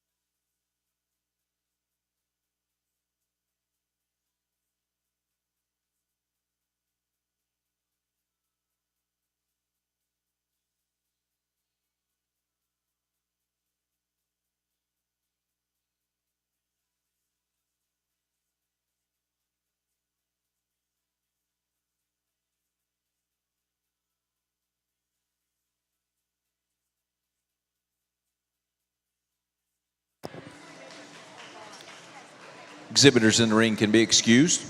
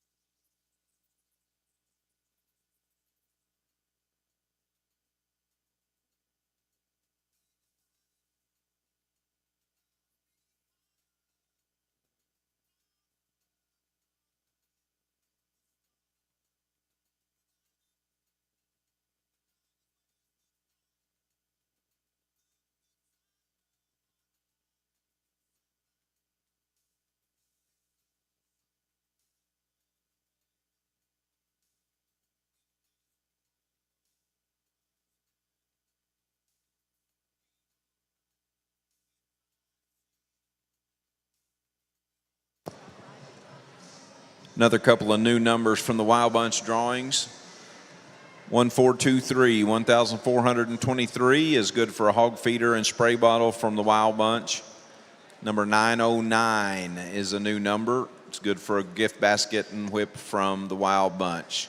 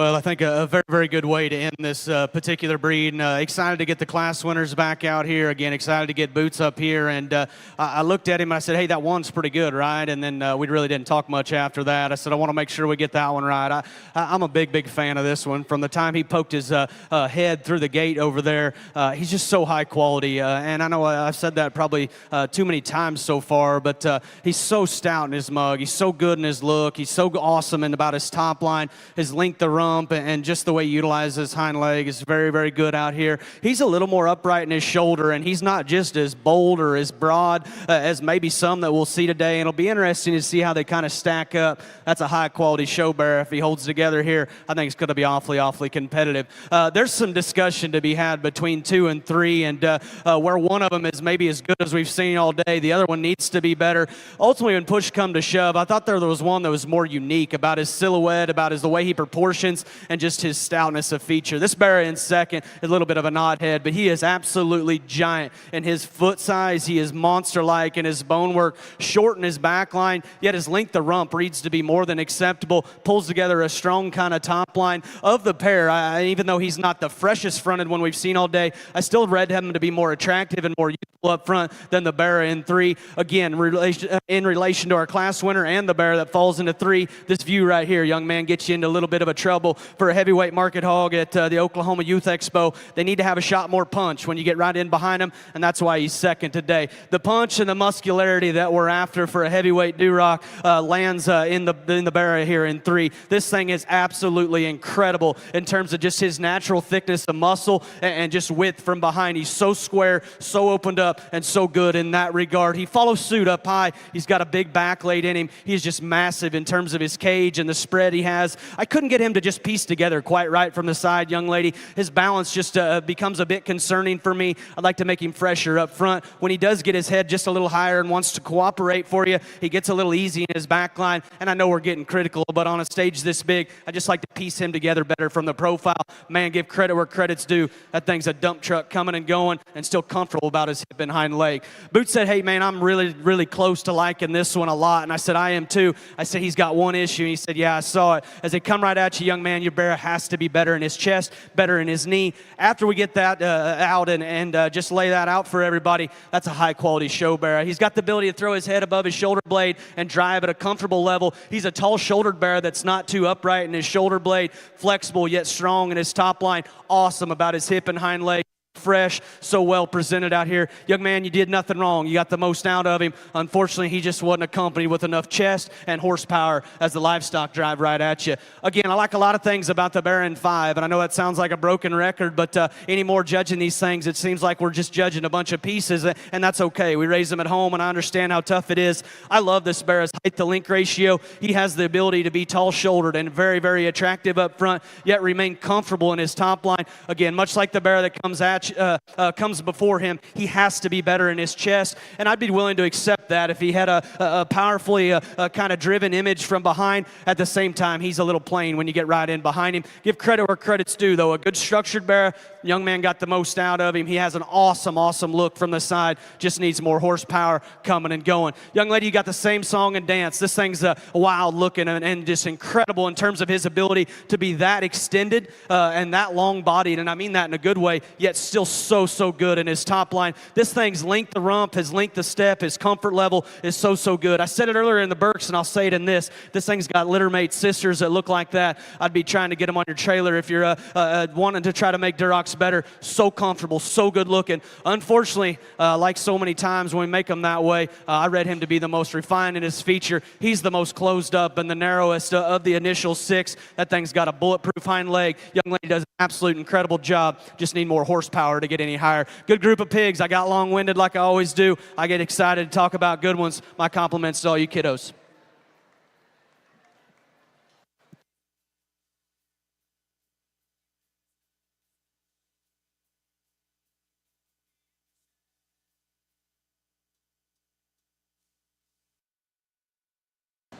Alrighty, so we'll grab Class 4.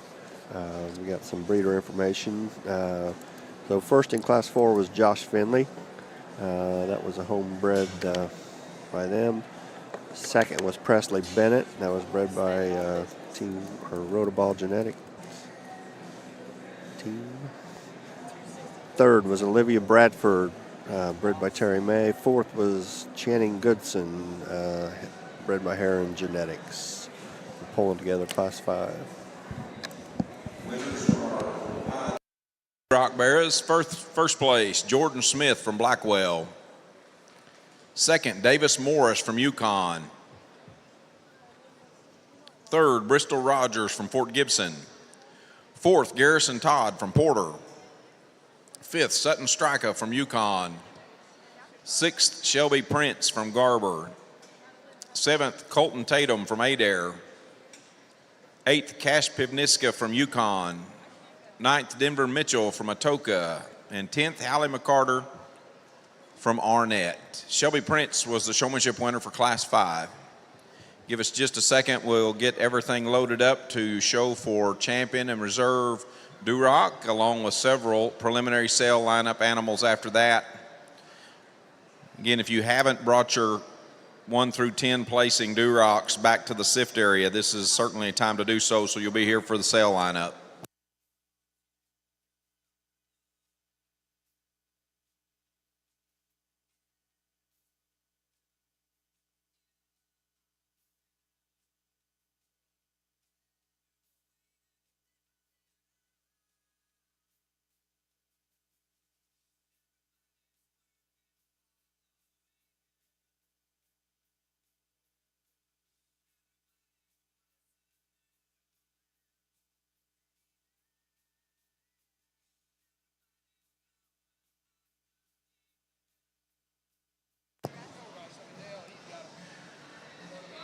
I think we're ready to show for champion Duroc.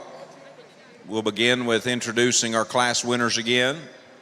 From Class 1, Tucker Bloodworth, Dibble.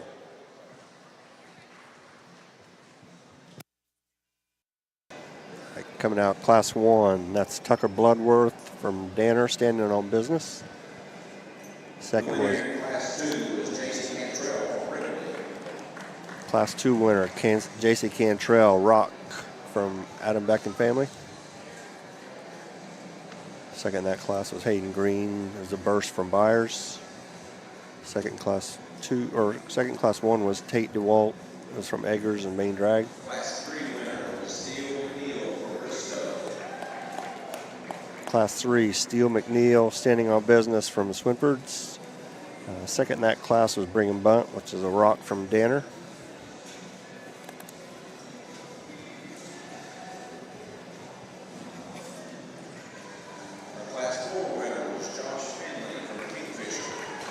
Class 4, Josh Finley.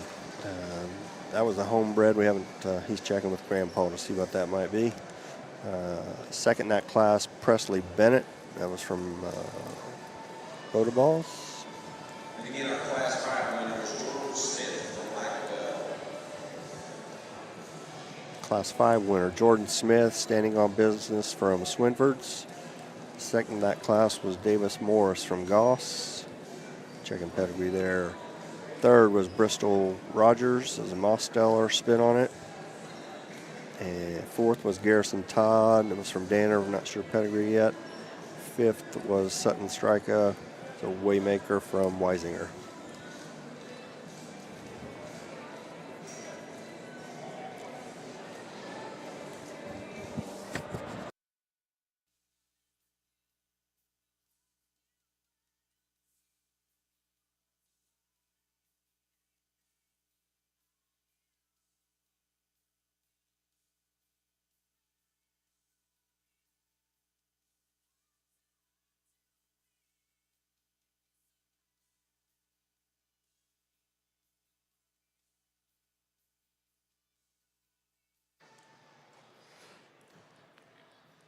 Well, again, our compliments out to all 5 of these. We're not going to go back and talk them. Obviously, in a pig show, sometimes it's about getting in and getting out, because a lot of times these things want to get just a little tired on us, and we're not here to wear kids and pigs out. I will say, though, the red show was interesting. I just told Boots that there was lots of different parts and pieces, and you get these back out here.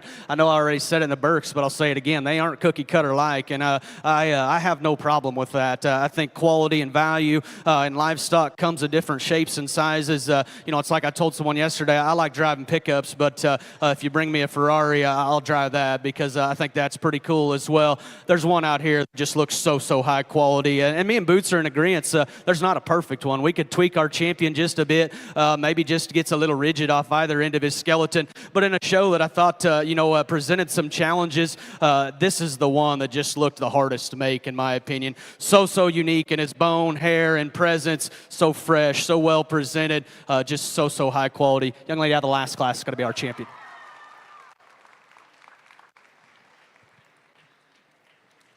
So our champion, Jordan Smith, standing on business, bred by Swinford. That brings out Davis Morris. It's bred by Goss. Davis Morris from Yukon to the ring to show for reserve.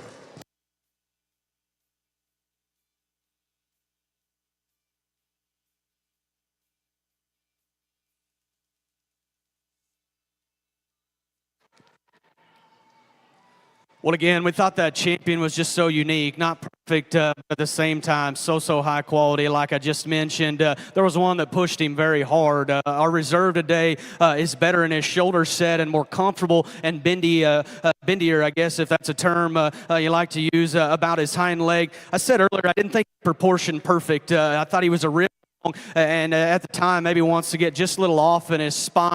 But like I said, in relation to our champion, he's bigger in his rib, he's fresher in his center, he's more set back in his shoulder. Again, can't get his spine to quite do what I want it sometimes. I don't think it's a structure issue by any means. I think he's just a little bit of a knothead. He come out of a really good class. That was a very good pair. I told Boots the one that won that particular class was just a little sound, a little more opened up. Very good pig. Young lady right here is going to be our reserve.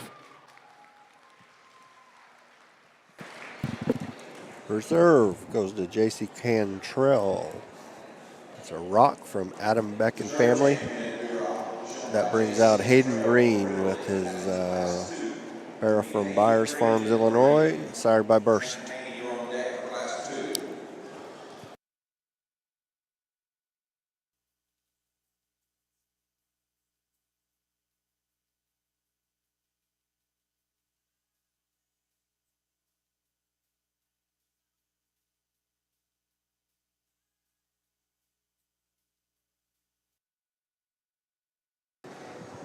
Third overall, Hayden Green, Byers Farms, sired by Burst.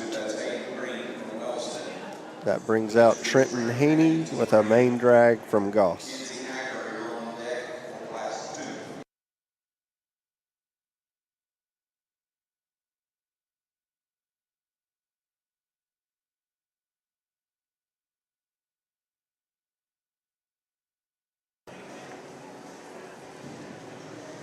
Fourth place Duroc comes from Class 5. That's Davis Morris from Yukon. So your fourth overall, Davis Morris, bred by Goss. Not sure the sire there yet.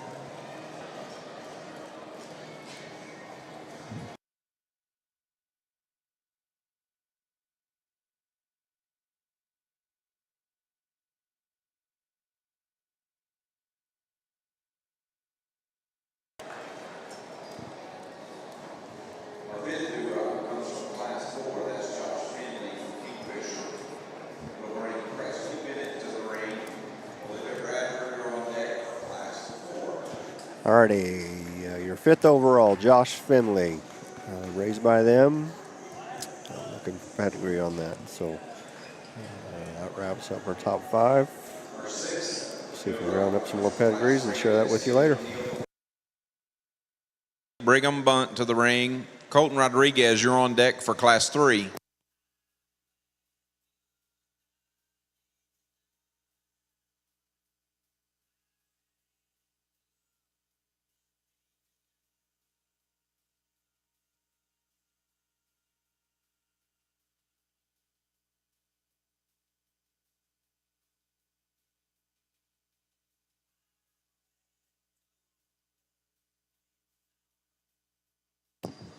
Our seventh Duroc comes from Class 3. That's Brigham Bunt from Ringwood. We'll introduce Colton Rodriguez to the ring. Braylon Pollard, you're on deck for Class 3.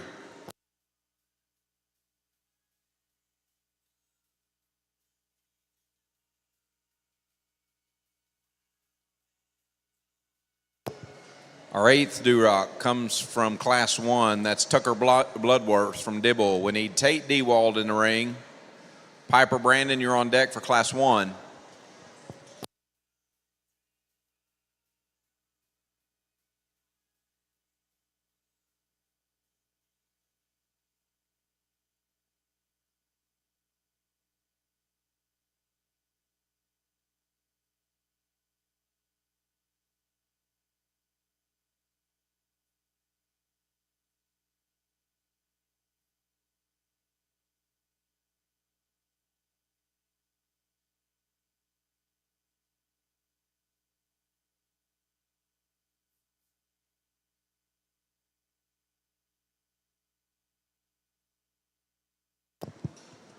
Number 9 comes from Class 1. That's Tate Dewald from Moreland. We need Piper Brandon in the ring. Hadley Yost, you're on deck for Class 1.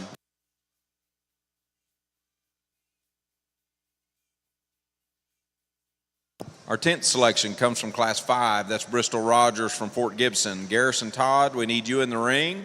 Sutton Stryker, you're on deck for Class 5.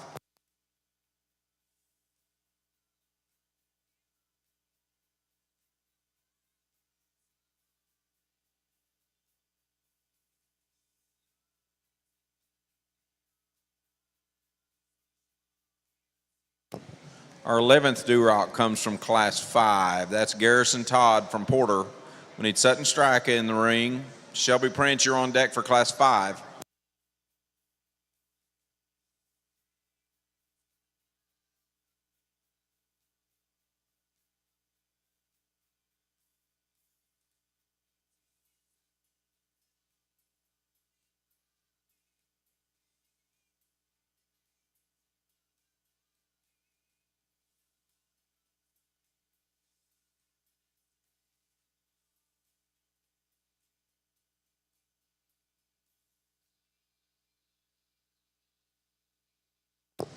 Our 12th Duroc comes from Class 1. That's Piper Brandon from K County. We'll bring Hadley Yost to the ring. Lauren Thurman, you're on deck for Class 1.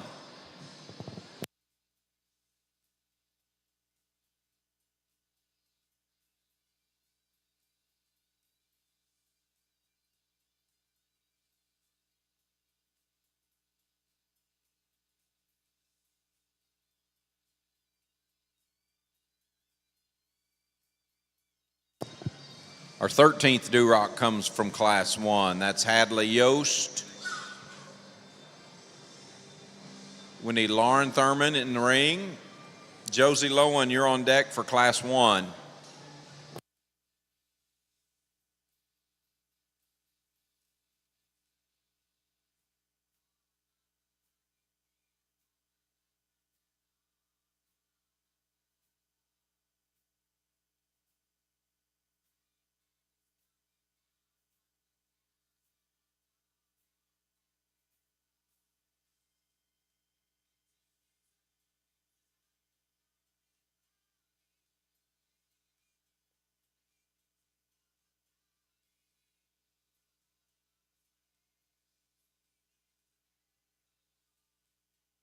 Our 14th Duroc comes from Class 2. That's Trenton Haney from Arnett. We'll introduce Kenzie Hacker to the ring.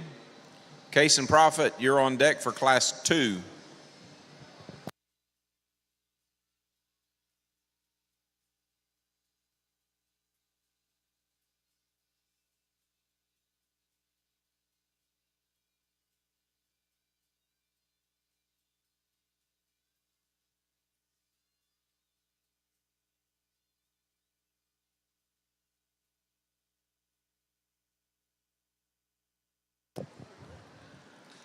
Our 15th selection comes from Class 5. That's Sutton Stryker from Yukon. We'll introduce Shelby Prince to the ring. Colton Tatum, you're on deck for Class 5.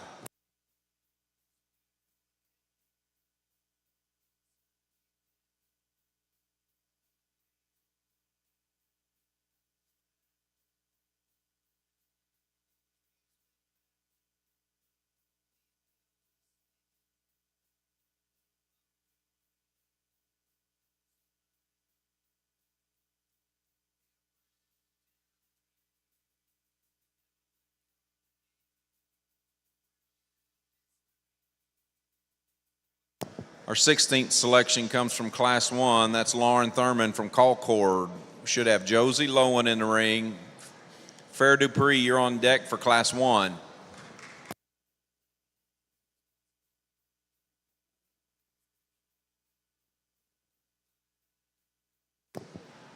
Our 17th selection comes from Class 3. That's Colton Rodriguez from Marietta. We need Braylon Pollard in the ring.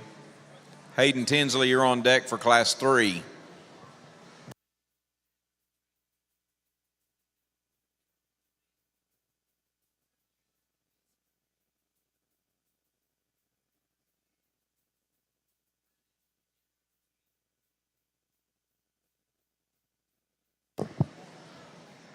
Our 18th Duroc comes from Class 4. That's Presley Bennett from Yukon.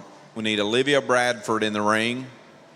Channing Goodson, you're on deck for Class 4.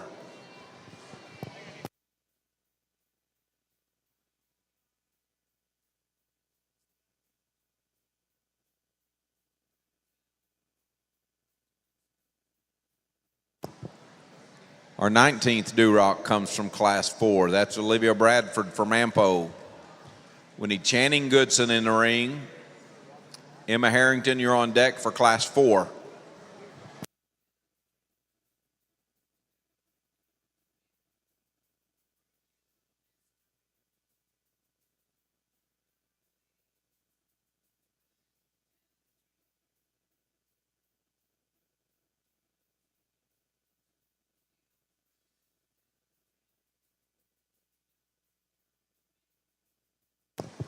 Our 20th Duroc comes from Class 3. That's Braylon Pollard from Boswell. We need Hayden Tinsley in the ring. Cash Pisnivska from Yukon, you're on deck for Class 3.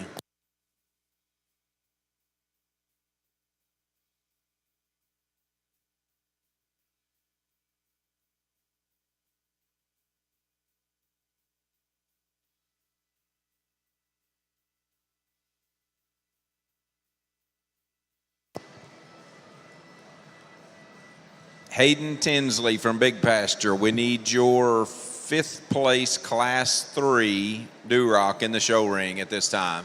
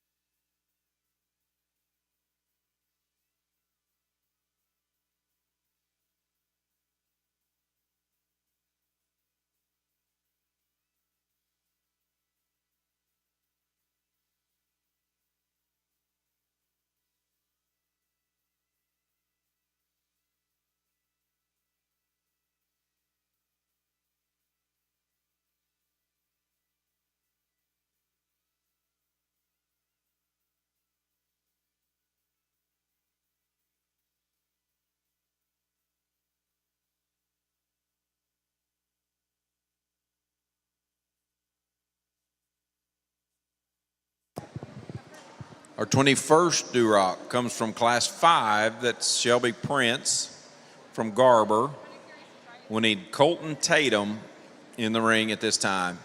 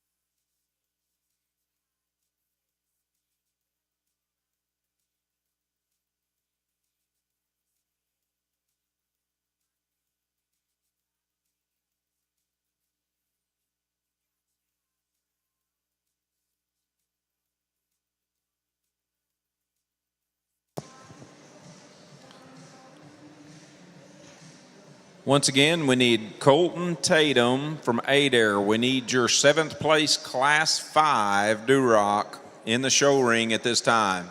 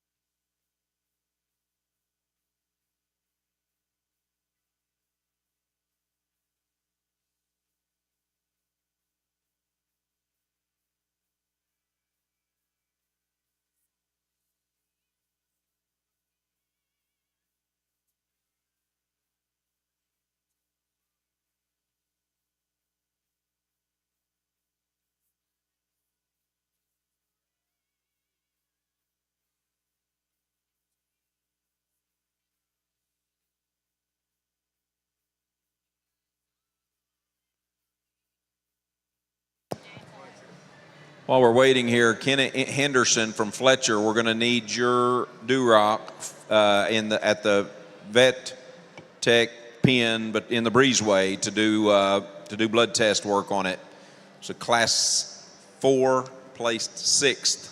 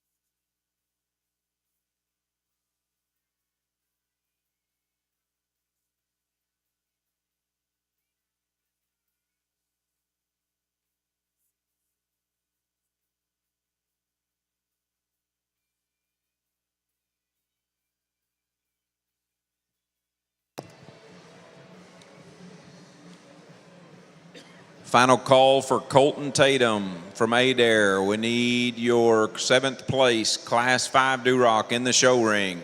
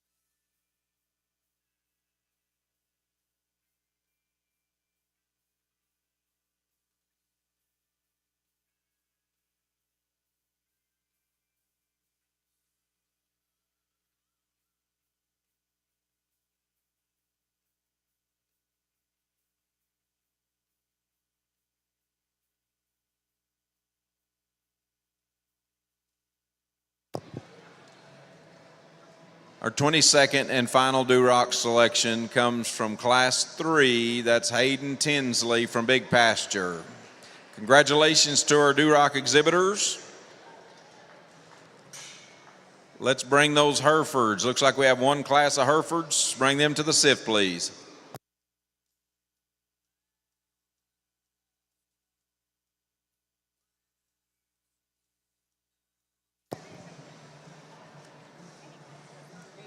We have some new numbers from the Wild Bunch. Number 765 is worth 2 bottles of Champion's Choice from Kelly Chrisman.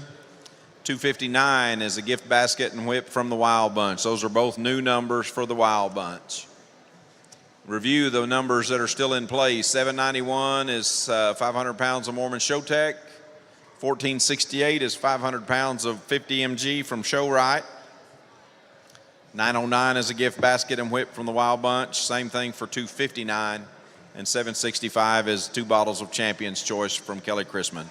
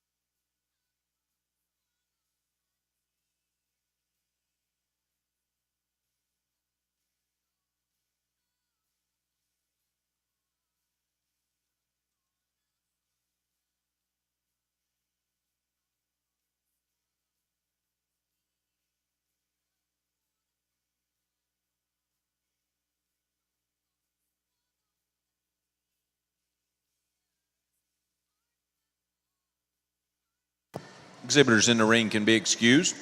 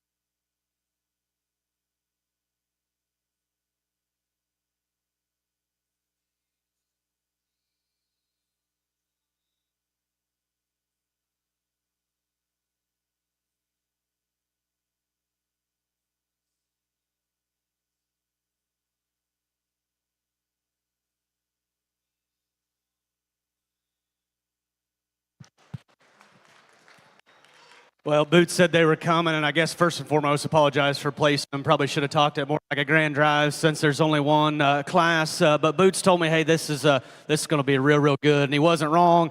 You take them how you like them. Just my opinion today. When we get them out here, though, man, there's one that is so comfortable, so massive, and just so bulletproof in terms skeletal quality.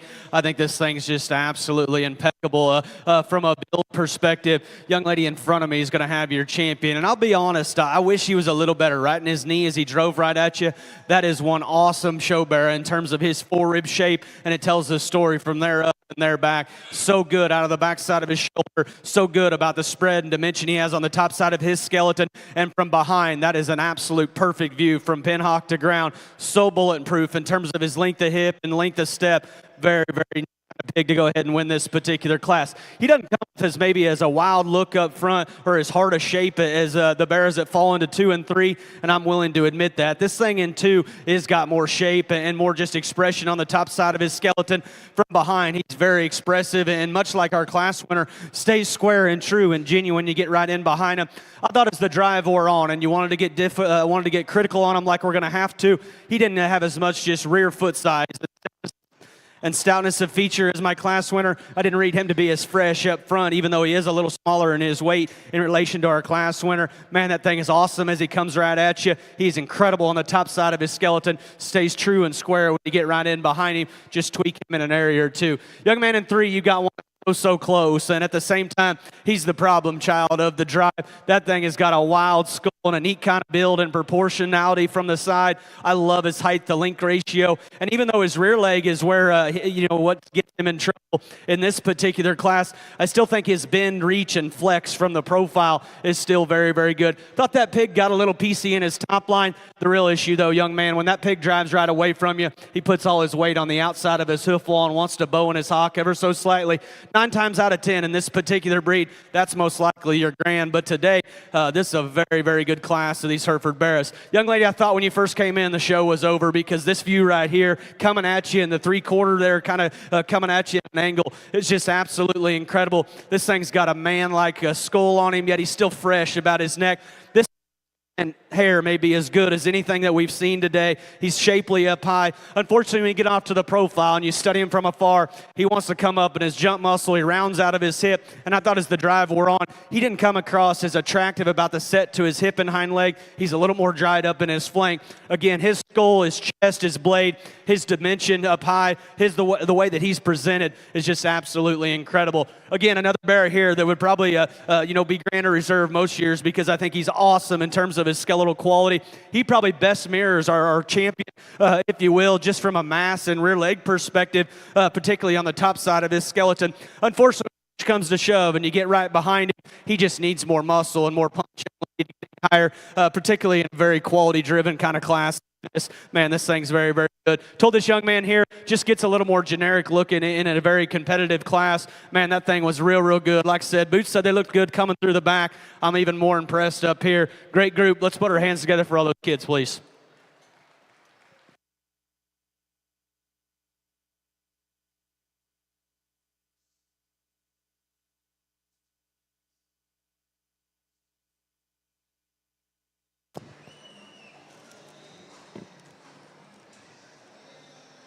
Champion and reserve champion Hereford, both exhibited by Gadsden Jervis from Blanchard. 3rd overall, Clifford Frankie from Covington. 4th, Audrey Cooper from Fort Gibson. 5th, Gracie Ray from Midway. 6th, John White Pieper from Harrah. 7th, Jaden Caldwell from Kiefer. 8th, Eli Jacobs from Texas County 4-H. 9th, Kenna King from Rattan. And 10th, Lucas Bryant from Jinx. Lucas was also our showmanship winner in the Hereford Drive.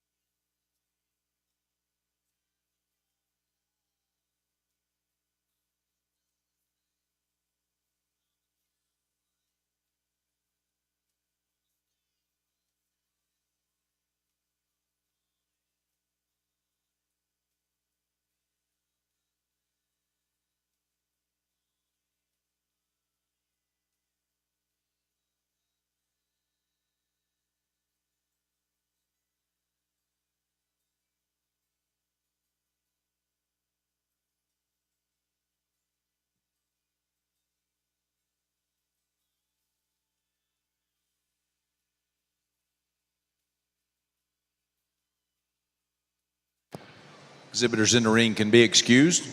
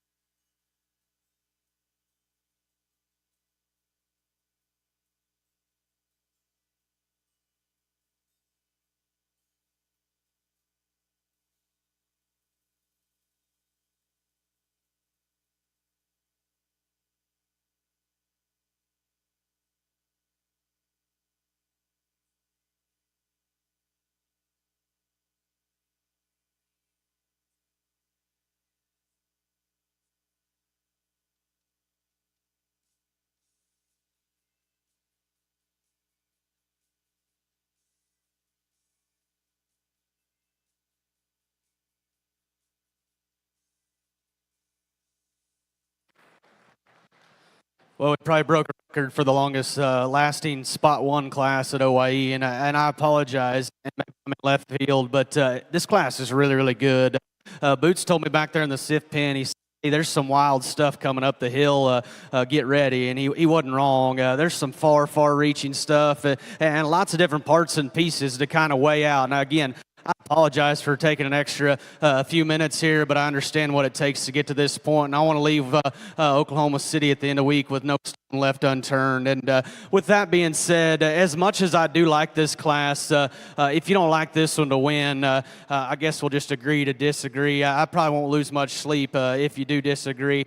This thing is an absolute hammer in terms of the just amount of real muscle and product that he has, and I don't know if that's a popular term anymore, but this thing is just unreal in terms of just the shape out of the backside of his shoulder. He is so big bladed, it actually throws off his top line just a bit.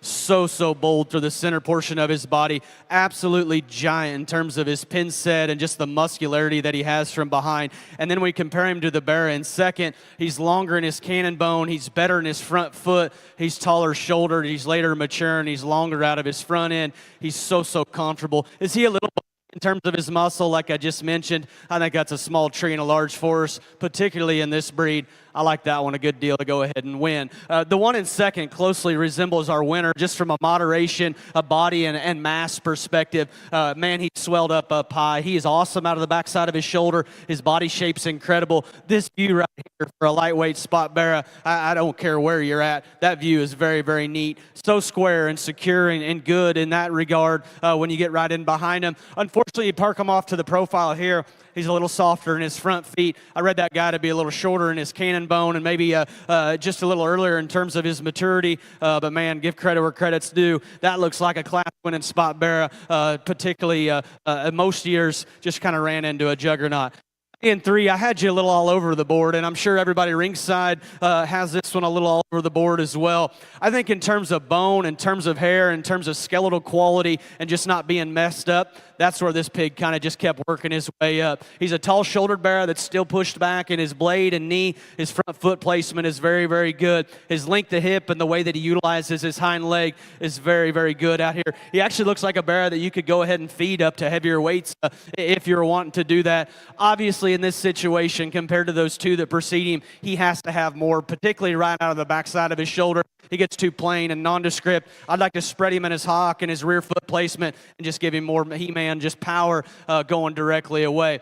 Again, another one here comes in 4. I had a little all over the board. You know, at first glance, he can come across a little straight and stilty off either end, and he is. But at the same time, I still think he has some structural advantages over some that fall below him. Coming at you, he's awesome in his chest. He's good in his knee. His front foot placement is incredible.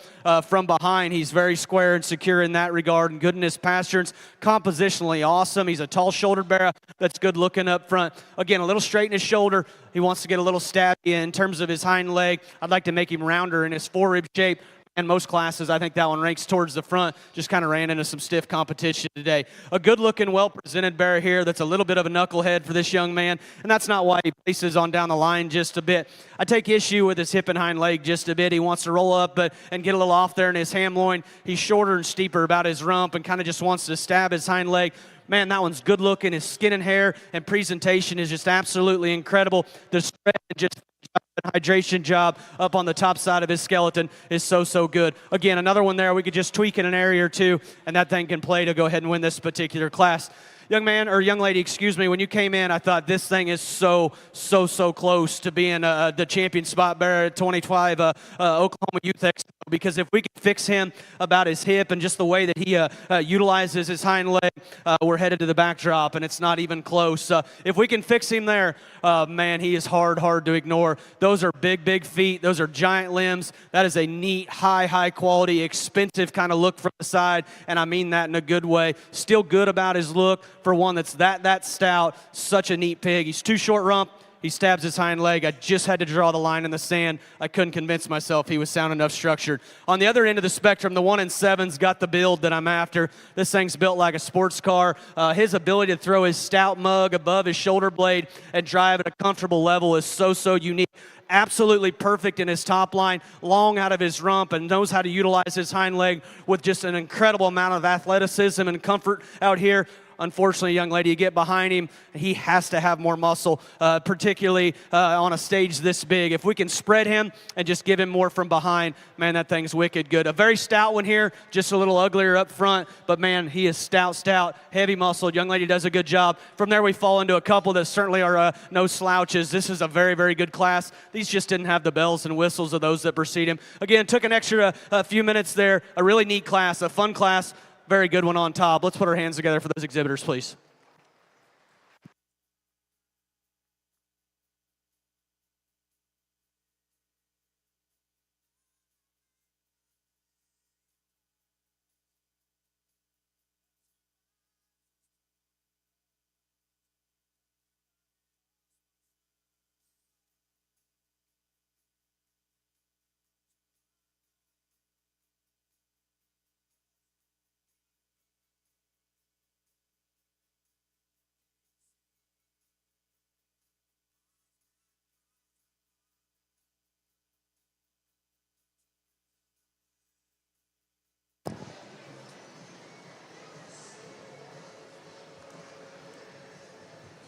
Winners from Class 1 spots. First place, Jace Wyrick from Moreland.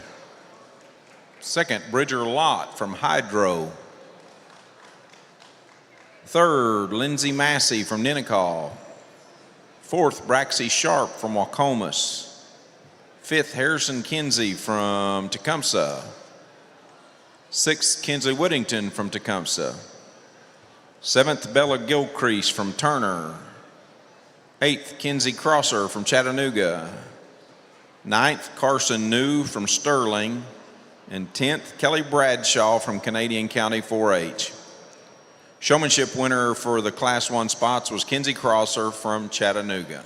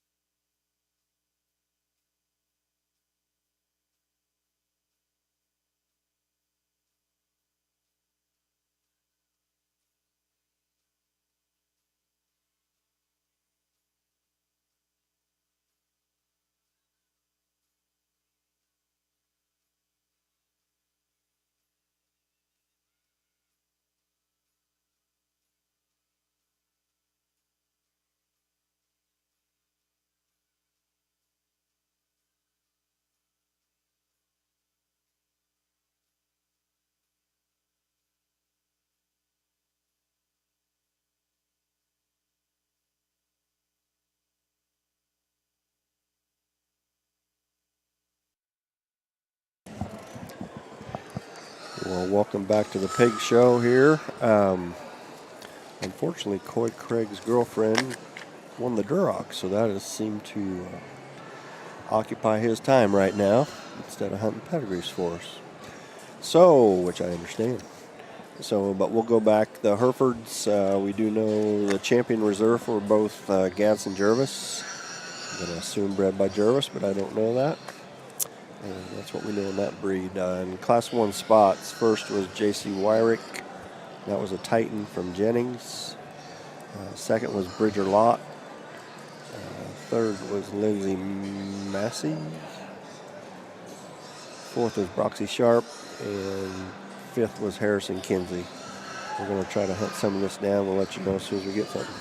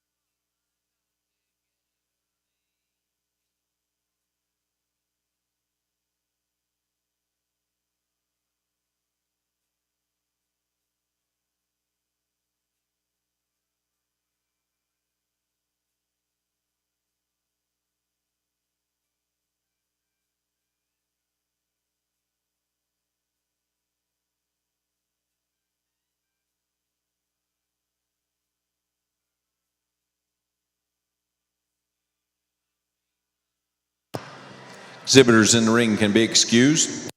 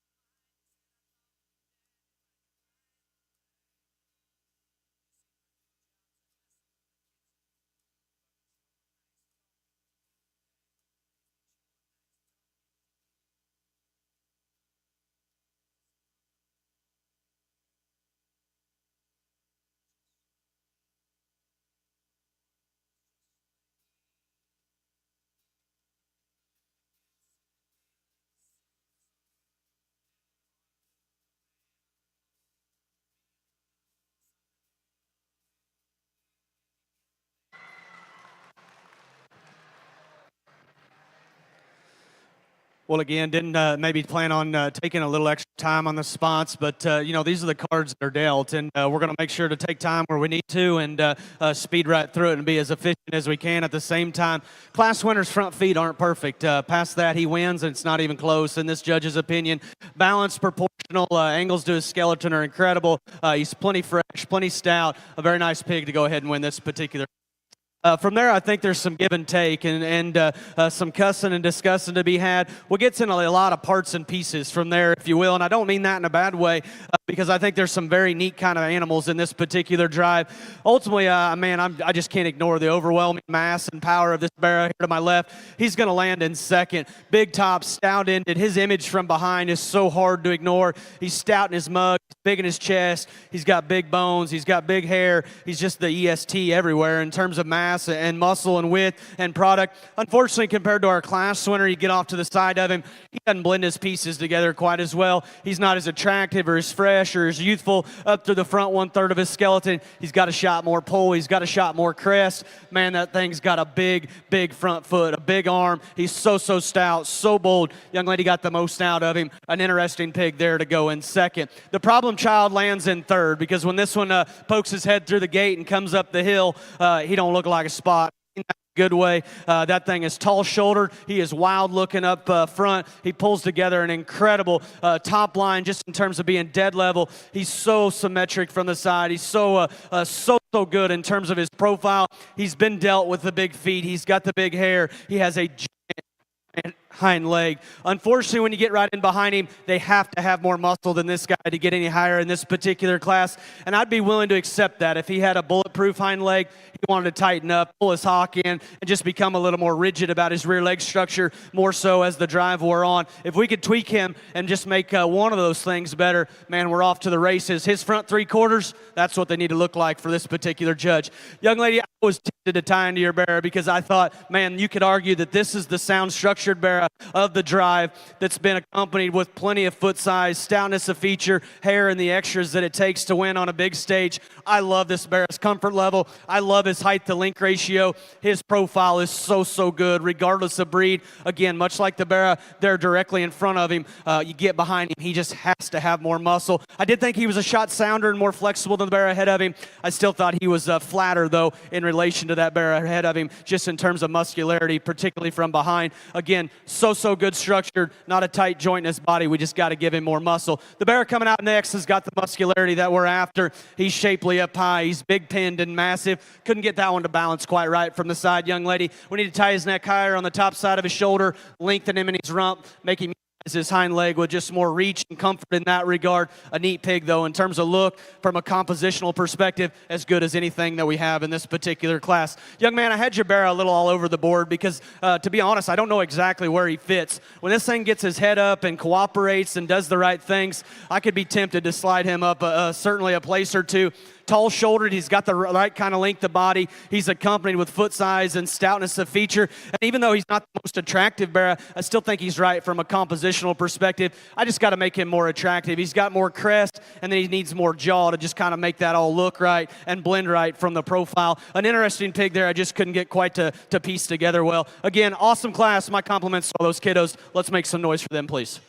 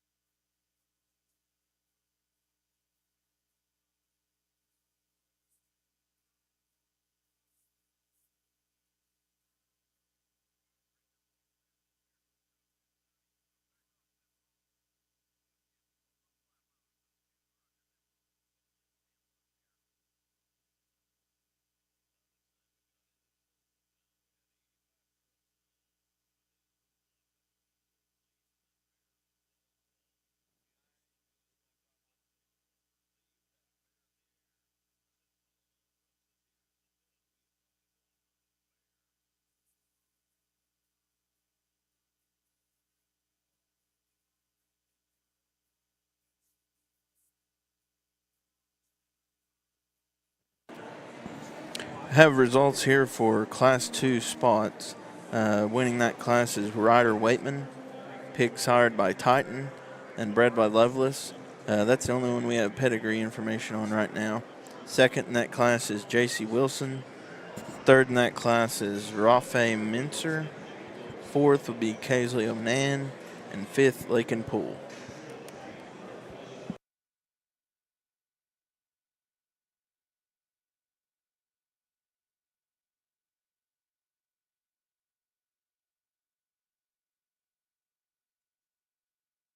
First place, Ryder Waitman from Dibble. Second, J.C. Wilson from Stigler. Third, Rafe Mincer from Ripley. Fourth, Kaisley Jordan Onan from Payne County. Fifth, Lake and Pool from Sayre. Sixth, Preston Haynes from Tecumseh. Seventh, Landy Coulter from Valiant. Eighth, Kendall Keinholz from Cade County. Ninth, Josie Felton from El Reno. And 10th, Brindley Haynes from Hartshorn. Ryder Waitman was your showmanship winner for Class 2 spots.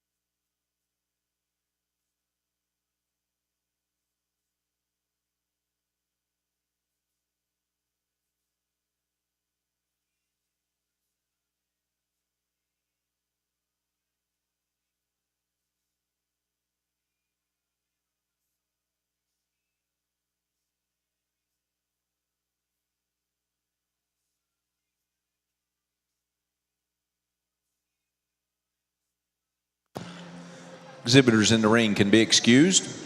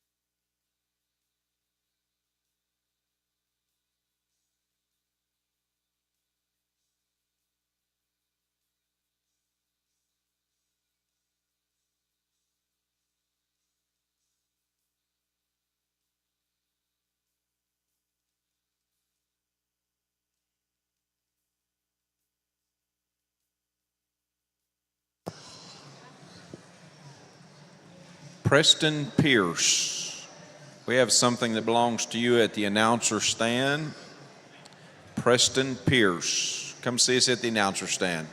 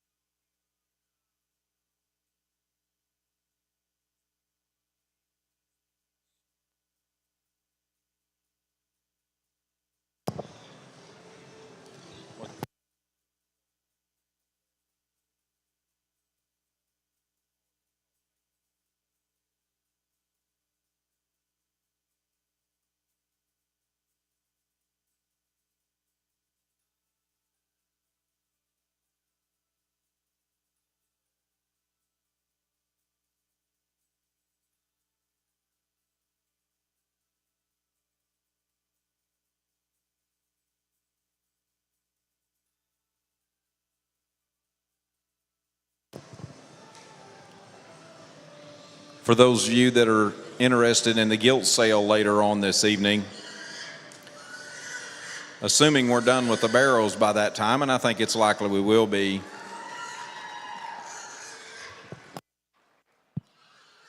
Well, Boots is a man of few words, and I'm glad we agree and are 100% on the same page here. First and foremost, an incredible class. After Class 1, I thought, man, these spots are going to drop off, and I don't mean that in a bad way. The hits just keep coming. This Class 2 is awesome, and as good as awesome as Class 2 was, this class is absolutely incredible. With that being said, the quality's deep, and I think there's some decisions to be made.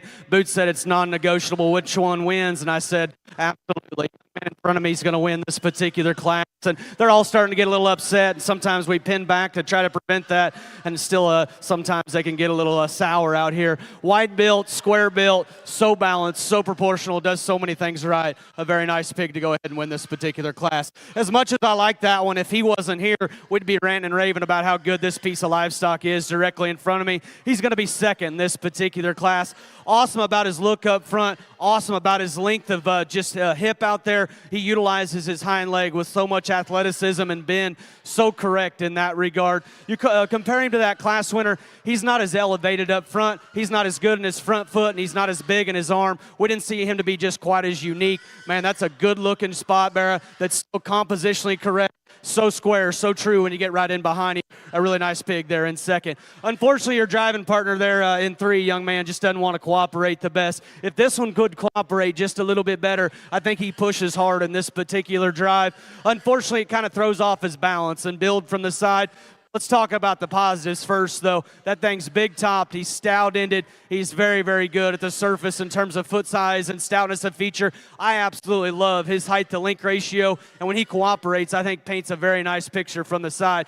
Unfortunately, as he gets upset out here, he wants to tighten in his spine and shorten in his rump, or at least it comes across that way. I just like to make him more comfortable in his spine and more collected in that regard. I love a lot of things about this 1 and 4, and if we're just going to get on top of them and mass them out, this one may win this particular class. Absolutely incredible in terms of the ditch he has working on the top side of his skeleton. To the crew that's getting this one ready, my compliments to you. So square and genuine and true as you get right behind him. Unfortunately, when you get off to the side and on a stage this big, we've got to get critical. He's more upright in his shoulder. He wants to tighten in his spine. The real issue maybe is he's just too short-hipped to truly be good enough in his skeleton. Man, there's a ton of years and a ton of shows. This is what the champion spot bearer looks like. That's the kind of quality that I think is here today. A very nice pick. Just had to get critical and sort him down just a bit. Young man, I appreciate you sticking with it. We had you out here just a little bit longer, and I told Boots, I said, hey, I like this pig. We need to give him one more shot.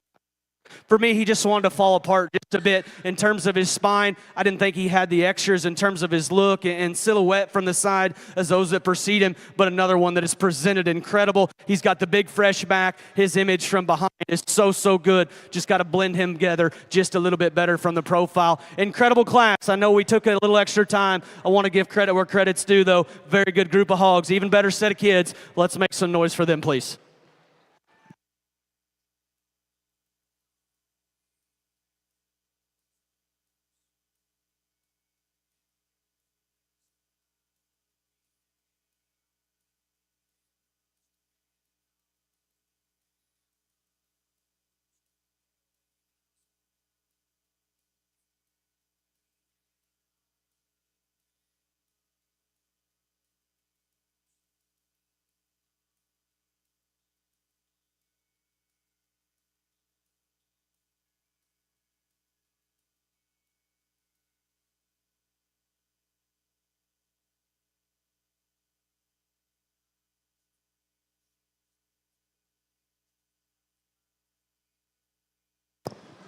winners from Class 3 spots. First, Corbin Schoaf from Yukon.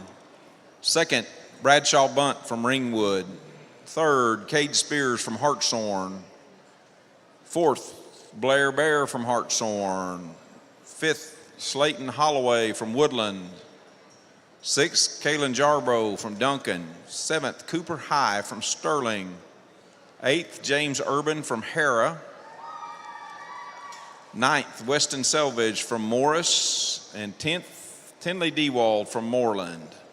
Showmanship winner there was Weston Selvage from Morris.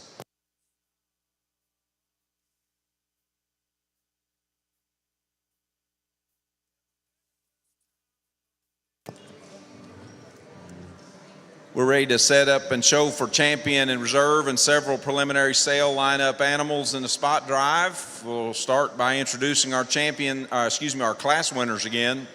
Representing Class 1, Jace Wyrick from Moreland.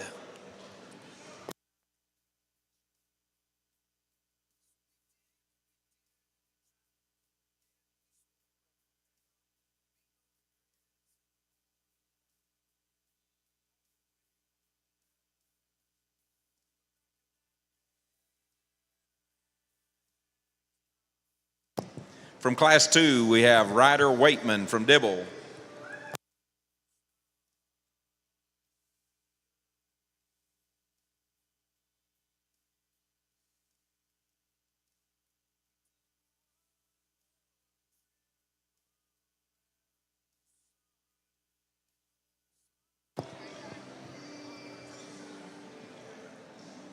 And again, our winner from Class 3, Corbin Schoaf from Yukon.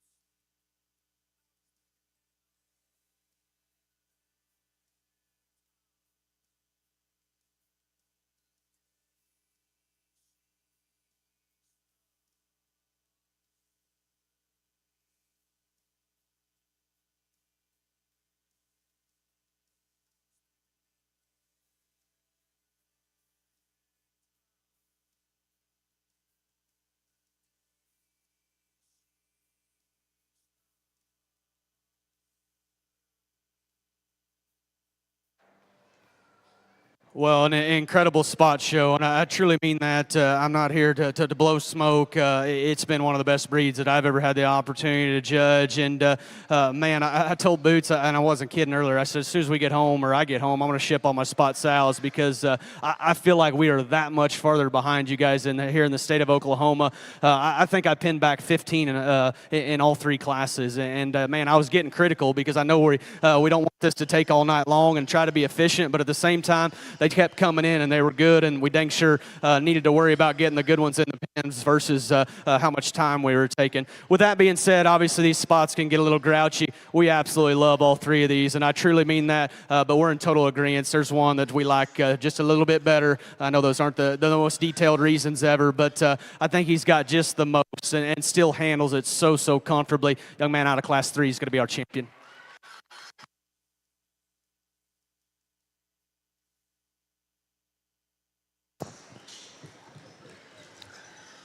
Champion spot shown by Corbin Schoaf from Yukon. We'll introduce Bradshaw Bunt to the ring. Chauffeur reserve.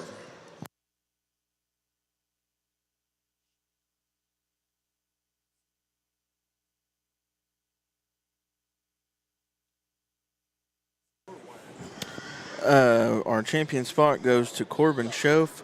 That pig was bred by Courier, sired by Horsepower.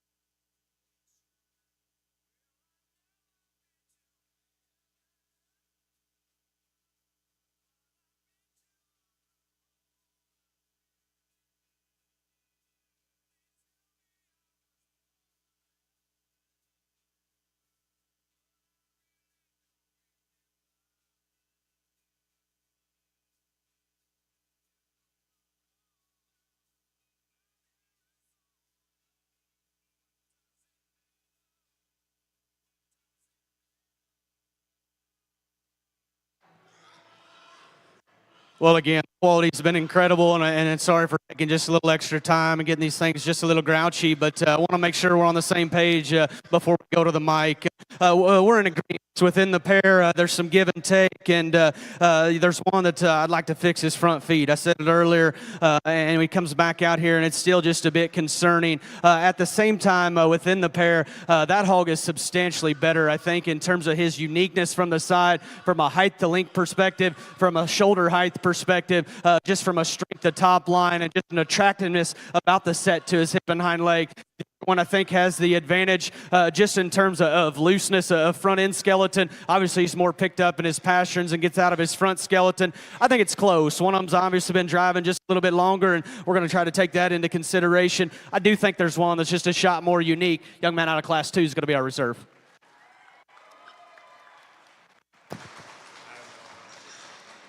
The reserve champion spot is exhibited by Ryder Waitman from Dibble.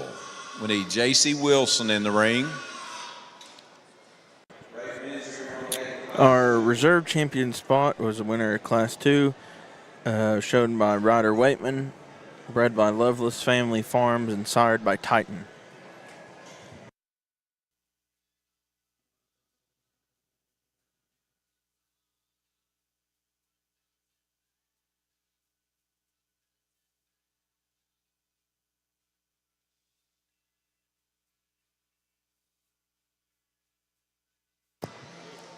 Our third spot comes from Class 3. That's Bradshaw Bunt from Ringwood.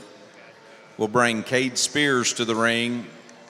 Blair Bear, you're on deck for Class 3.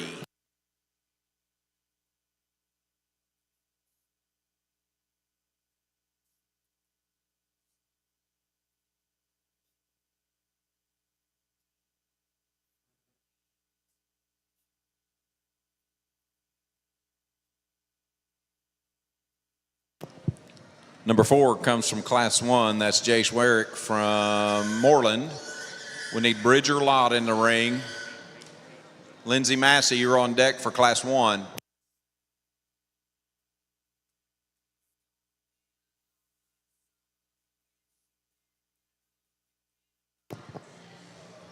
Our 5th spot comes from Class 3. That's Cade Spears from Hartshorn. We'll bring Blair Bear to the ring. Slayton Holloway, you're on deck for Class 3.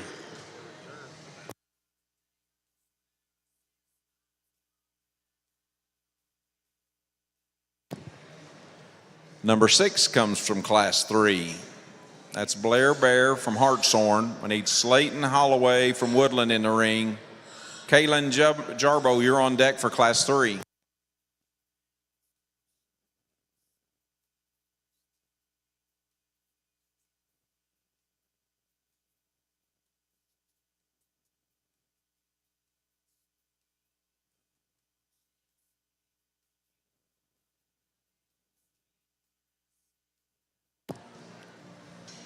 Our 7th selection in the spot drive comes from Class 2. That's J.C. Wilson from Stigler. We need Rafe Mincer in the ring. Kaisley Jordan Onan from Payne County, you're on deck for Class 2.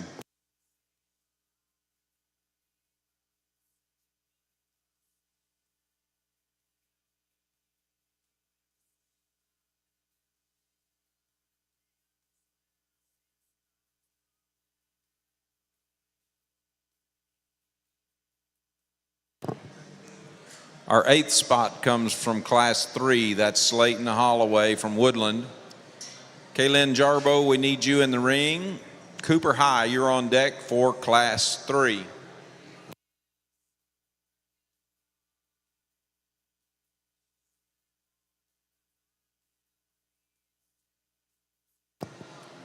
Our 9th spot comes from Class 3. That's Kaylin Jarbo from Duncan.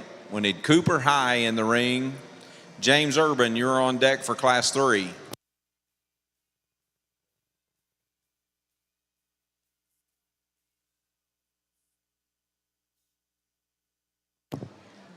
Our 10th spot comes from Class 2. That's Rafe Mincer from Ripley.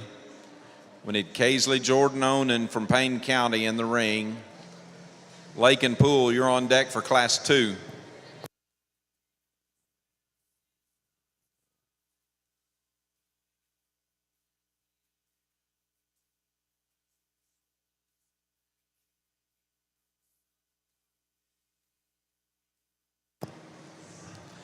Our 11th spot comes from Class 2. That's Kaisley Jordan Onan from Payne County. We need Lake and Pool in the ring. Preston Haynes, we need you on deck for Class 2.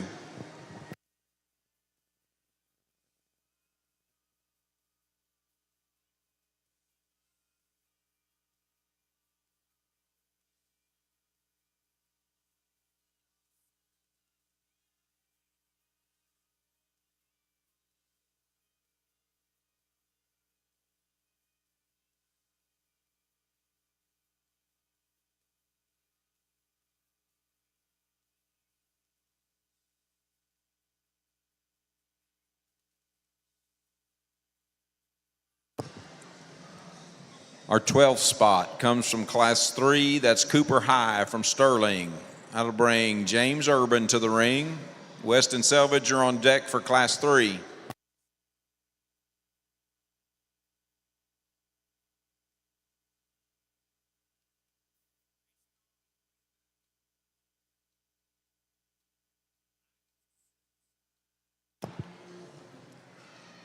Number 13 comes from Class 2. That's Lake and Pool.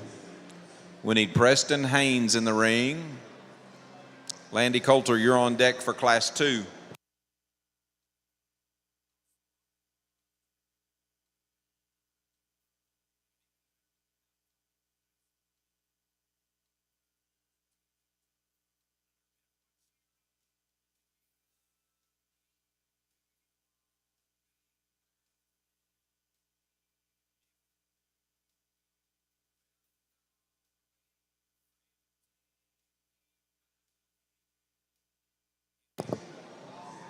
Our 14th spot comes from Class 3. That's James Urban from Hera.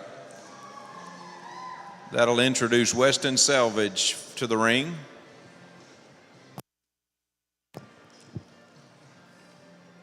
Weston Selvage from Morris, we need your 9th place Class 3 spot in the show ring at this time.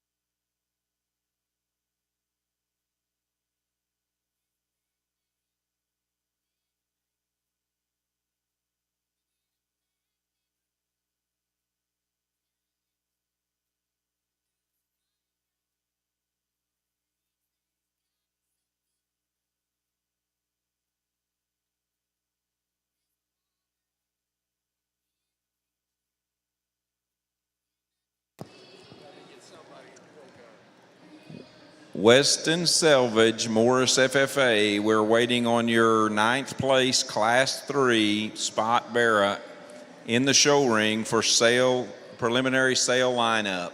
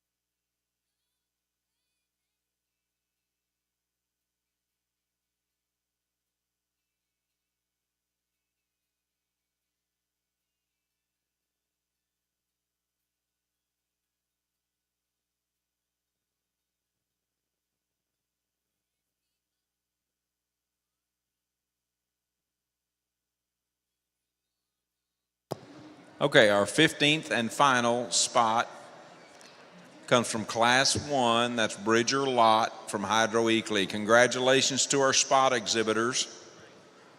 We can bring those Class 1 Yorks to the sift at this time. Class 1 Yorks to the sift.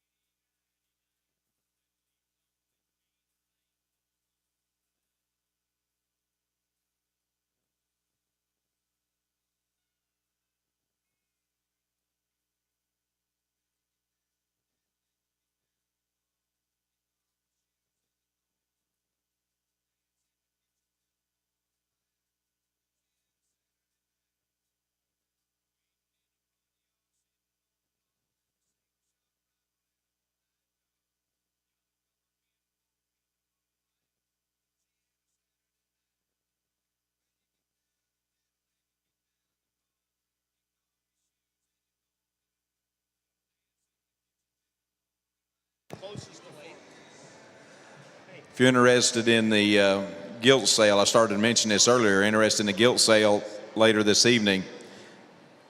Assuming we're done with the Yorks by 4 p.m., there will be a preview over in Expo Hall for all the gilt sale makers. Of course, sale starts at 6 p.m. at Expo Hall. If we run a little long on the Yorks, though, then we will wait until after the barrels are done today to start the preview. 4 p.m. on the preview, tentative, and 6 p.m. on sale start.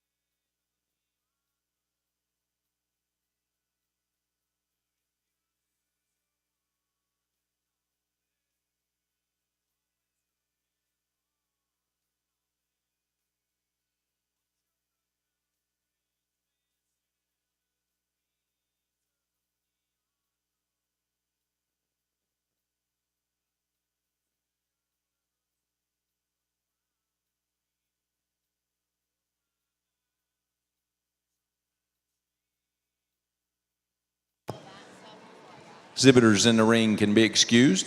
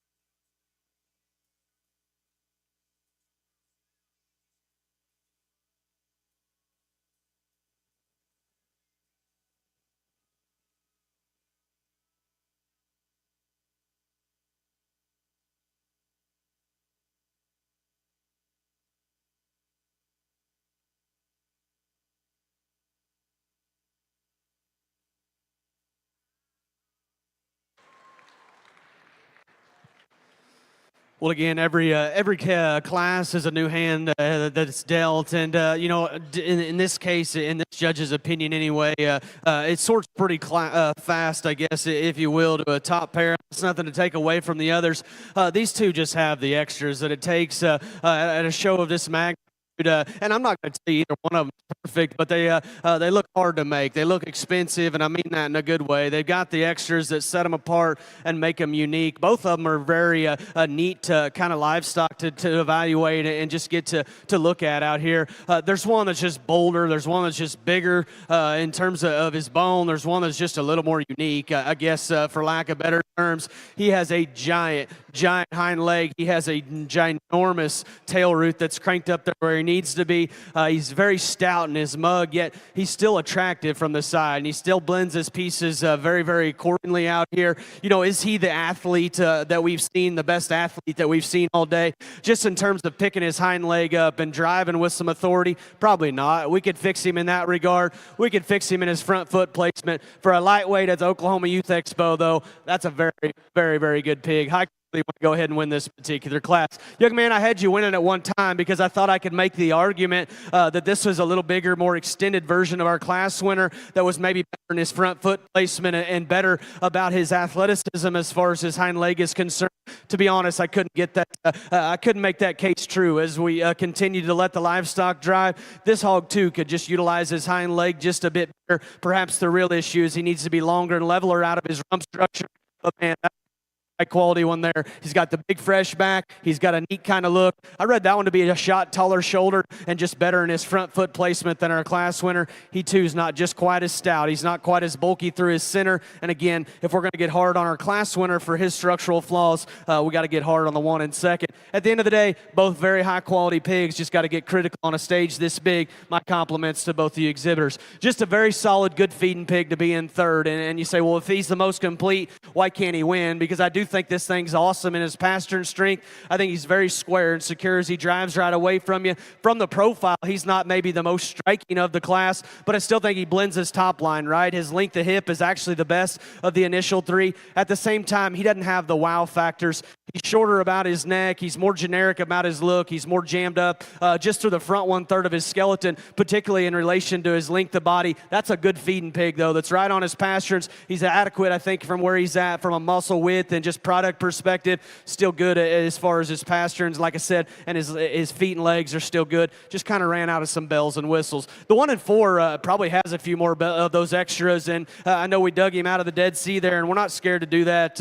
Boots said as soon as I went in there, he said, hey, there's one that came in earlier, probably got too hard on. We pulled him back out. This is just a great example of just keep showing until the class is over. Wild looking, moderate, big bodied. For me, he wanted to come apart just a little bit in terms of his skeleton. He's rocked forward there in his shoulder and knee, and consequently gets a little janky there in his front pastern. We could elevate him and make him just a shot bigger in his kind. Like I said, though, wild-looking, moderate frame, good-bodied Barrow that's on the edge from behind, but still good enough in that regard from a structural perspective. Had this one a little all over the board because he's got some parts and pieces to gravitate to. He looks like he's close to being a class-winning kind of Barrow at the Oklahoma Youth Expo. Stout in his jaw, so prominent in that regard. He's got a neat kind of head on him. He's got the big feet, the big bones, and his hind legs bendy and square when you get right in behind him. Young lady, just couldn't get your Barrow to piece together right. From the profile, we need to tie his neck higher on the top side of his shoulder. He wants to weaken and get off there in his loin edge and come up in his jump muscle. If we can make his back line and just his lines in general better from the profile, I think that one's towards the forefront of this particular class because where he's good, he's awfully good. Just a meat and potatoes pig comes next. Big feet, big bones, big ribbed, big topped and stout ended. One that just didn't come across as fresh or as high quality in terms of the way that he's put together from the side. He wants to kind of come apart in his loin and get a little bunchier and rounder off either end of his skeleton. Good group to get started on these Yorkshires. We're fired up to get through them here today. Let's compliment these kids with a round of applause, please.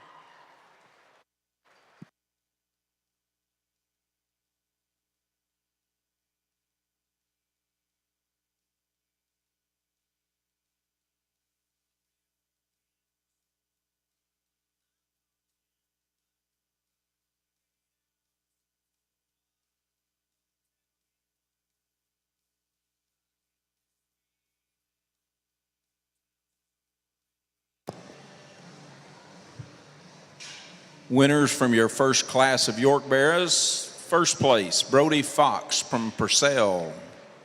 Second, R.J. Price from Dibble. Third, Alyssa Budzinski from Hartshorn. Fourth, Clara Conway from Cheyenne. Fifth, Evelyn Grady from Collinsville. Sixth, Coit Rapper from Blanchard. Seventh, Jenna Owen from Kiefer. Eighth, Kason Heron from Red Oak. Ninth, Kyler Hacker from Carter County. And 10th, Kinsley Moeller from Hennessy. Showmanship winner there in Class 1 Yorks was R.J. Price from Dibble.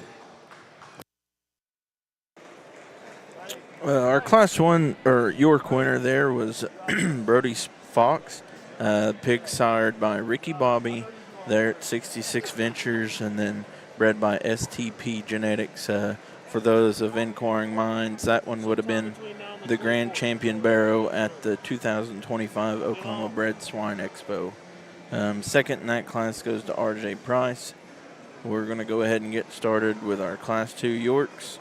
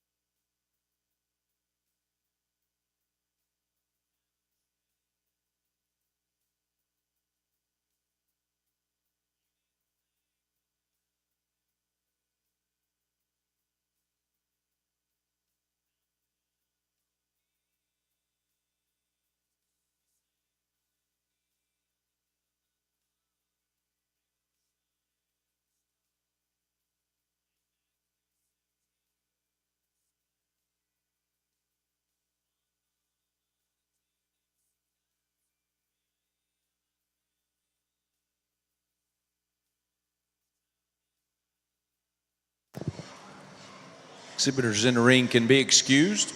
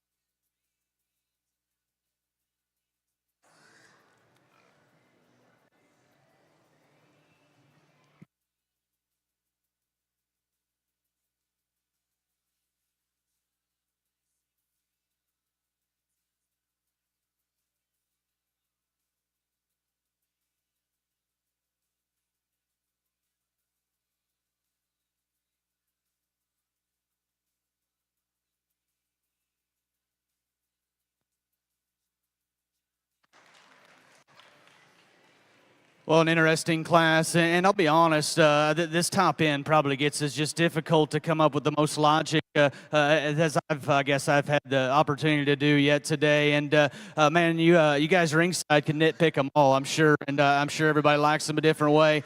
I'm okay with that. You know what? Things are very, very challenging in this judge's eyes. My class winner's not good enough in his chest. You saw it. I saw it. I'm going to guess we're in total agreement. And it correlates a little bit with his body type. I'd like to make him a little rounder just in that regard. If we're just talking about sheer quality and just difficult ones to make, though, this is the one I want to stand behind. If my kids are showing or if I'm helping somebody, this thing has giant feet. He's got the big hair. He is by some margin of the initial three the most striking from the side, the most unique in his proportions, the most comfortable out here. His mouth's still closed. His top line still stays right. His feet and legs are incredible.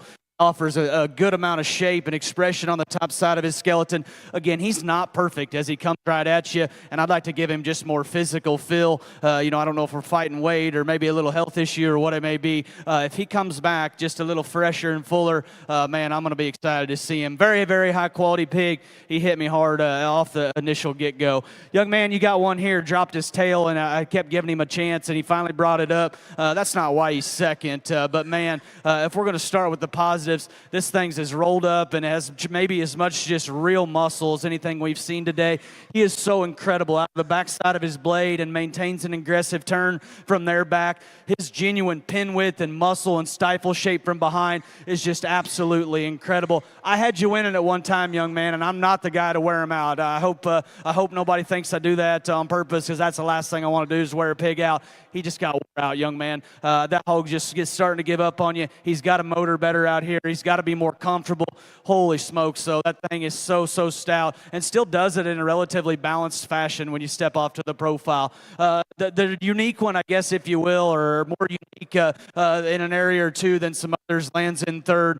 This thing's huge in his foot size, so stout in his arm, very, very just rugged in his look and his build. And if that's what you're after, this is the one you're going to gravitate to. He's still awesome in terms of his spread and his muscle up high. He's good in terms of his squareness when you get right in behind him. I thought in a big ring setting for this particular judge on this given day, he read to be the shortest in his cannon bone, the most mature ahead of his blade, and just kind of fell out of bed for this particular guy from freshness and youthfulness perspective. And I'm not going to come in here and just pretty him out. That hog just needs to be a little more attractive, in my opinion. On the other end of the spectrum, that's where the Baron 4 has the class advantage or the advantage within this top four. This is a fun pig to look at and evaluate because he's got some really neat pieces, but at the same time, I think he needs to be redesigned in an area or two. His ability to run uphill backwards and have that kind of symmetry and look and balance from the side doesn't come across or doesn't come by very often. Man, that thing is just incredible in his top line, paints a beautiful picture. At the same time, to no surprise, he reads to be the straightest in his shoulder, and as the livestock drive right at you, he's got to be better in his chest and knee. And then of the initial four, there is absolutely no doubt in this judge's mind, he's the plainest and the most nondescript in terms of his ditch, in terms of his shape, in terms of his hydration. That's a high-quality, well-presented Barrow young lady. You did an incredible job. This is a very, very good look here. Coming at me, and I'm going to get right up on top of him. He just has to be better. The Barrow coming in next has the advantage within that pair. He comes at you broader, wider, and just I guess, for lack of better terms, in terms of his chest. He opens up awesome about out of the backside of his shoulder, about the freshness and muscle that he does have. I thought out here in the big ring, he just became a little staler. He gets a little piecier in his top line. I didn't see him to be as fresh about his skin and hair or his fit job. That is a very nice kind of a piece of livestock there, though, that's genuine, comfortable, and has real-world kind of value from just a practicality perspective. I know we don't talk about that a lot, but that's what that hog hits me as, is just a practical, good feeding kind of show Barrow. The one that comes in next perhaps has more bells and whistles. He's a bit more hydrated on the top side of his skeleton. He's presented just a little bit fresher. I thought as we got critical, the details like we have to show its magnitude. He was the shortest about his rump within this kind of middle division of the class, and didn't just utilize his hind leg with quite as much athleticism. He too is not as stout about his rear bone and just his feature in that regard. Man, that thing's well presented. I love his height to length ratio, his center body and his body shape in correlation with being compositionally correct is awfully unique.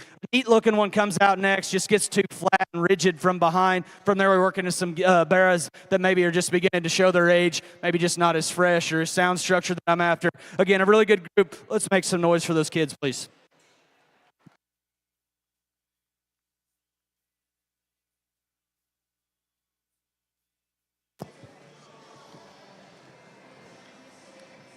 Class 2 Yorkshire winners. First place, Gabby Todd from Wagner. Second, Bridger Lott from Hydro Eakley. Third, Addison Thompson from Noble. Fourth, Paisley Thorne from Marlowe. Fifth, Raylyn Parsons from Valiant. Sixth, Lily Walker from Chickasha. Seventh, Jace Clark from Morris. Eighth, Laney Merritt from Sterling. Ninth, Liza Hampton from Osage County. And 10th, Jack Patzowski from Balco. Lily Walker from Chickasha was the showmanship winner for Class 2.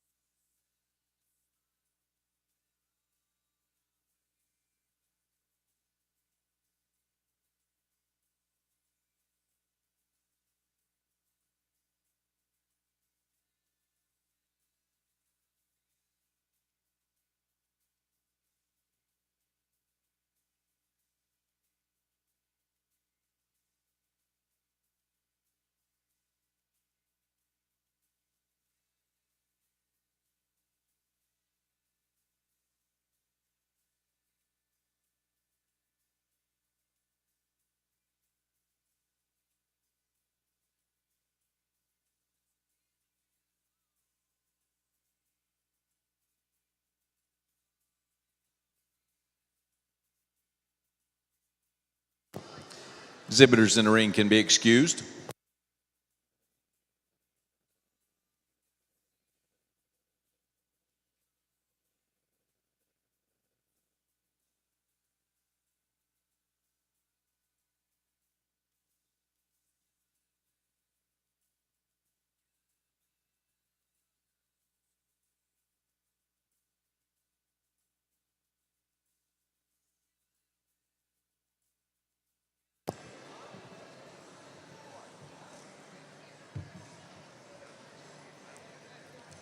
Once again, they will not start the gilt sale preview until after we're done with the Yorkshire show here.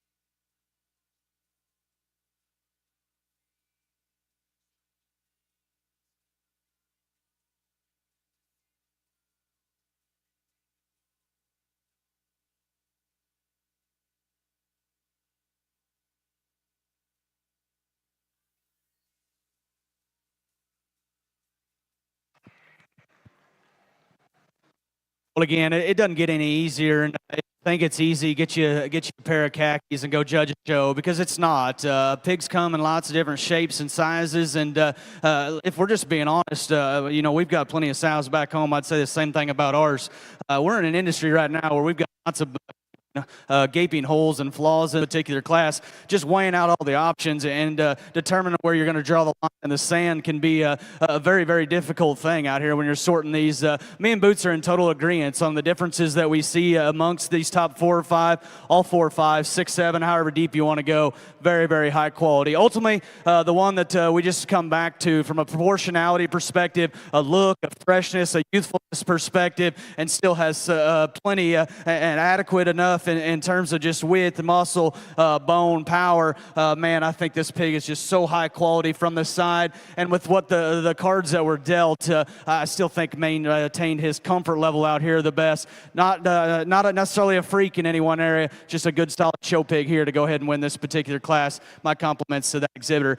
And at one time we had you winning because I was convinced, and still am actually, that this bear has got more spread. He's got more punch on the top side of his skeleton in relation to our class winner. His blade shape out of the back side of his shoulder is incredible. His hair density is very, very good. I can't get him to come across as attractive or as high quality as that class winner. He's got a shot more cheek. He's got a shot more crest. He doesn't tie his neck as high on the top side of his shoulder as that class winner. And even though I think the angle to his hind leg needs to be very, very good, I'd like to see him push it farther back behind his tail set. Man, that's a good kind of show pig there, though. He's got awesome hair.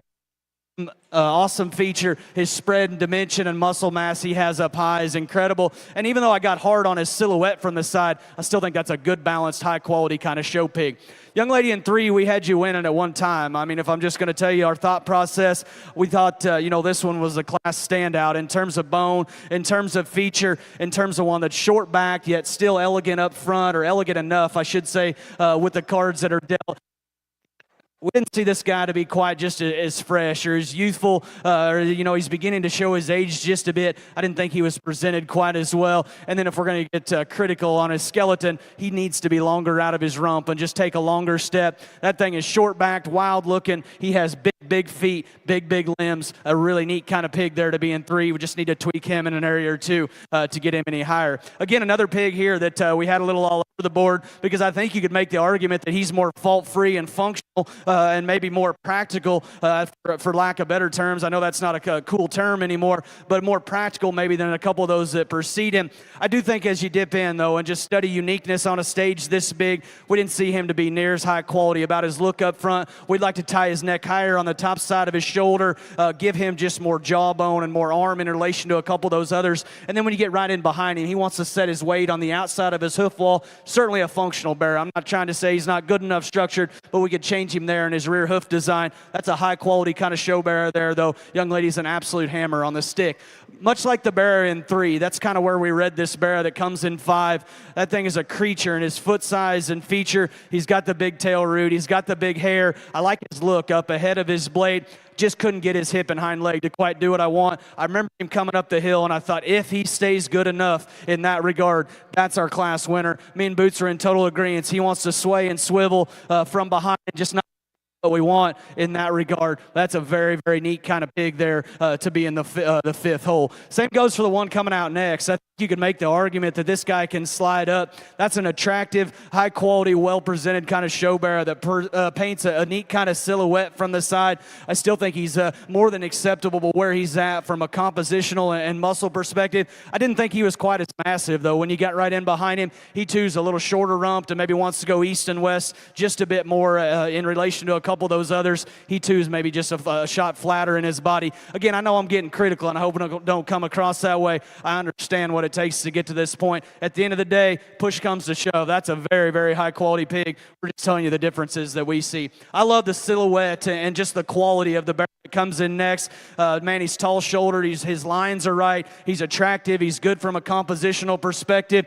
Unfortunately, he's just too short-step, and he's short-rump. He doesn't just utilize his hind leg with as much comfort, reach, and athleticism as I'd consider ideal. And like I've said before today, we're going to be more accepting of that if they're just absolutely massive from behind. I read him to be just a notch flatter in relation to some of these others. Very interesting class. You take them how you want them. It's just our opinion today. We'll tell you the differences that we see. But a bigger, more important picture is these kids are working their tails off and doing an awesome job. My compliments to all of them.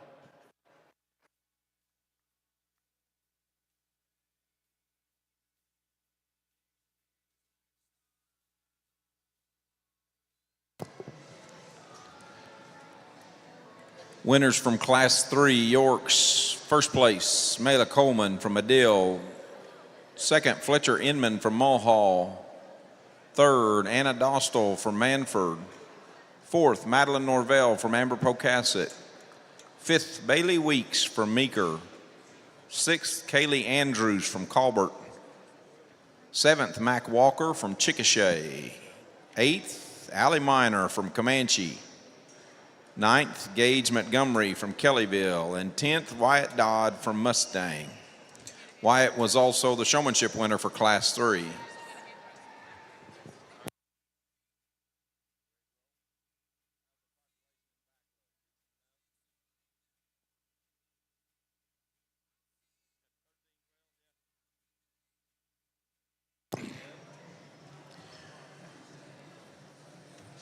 We're ready to select our champion and reserve champion and preliminary sale lineup for the Yorkshire Barrows. We'll begin by reintroducing our class winners. So from Class 1, the winner was Brody Fox from Purcell.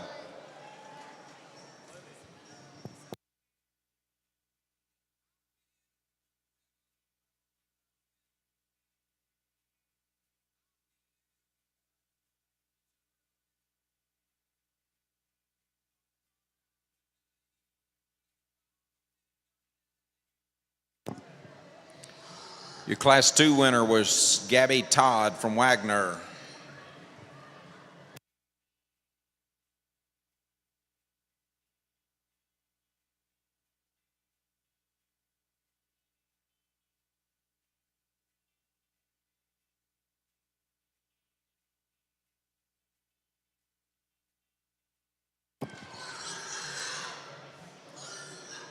And again, our Class 3 winners, Mela Coleman from Medill.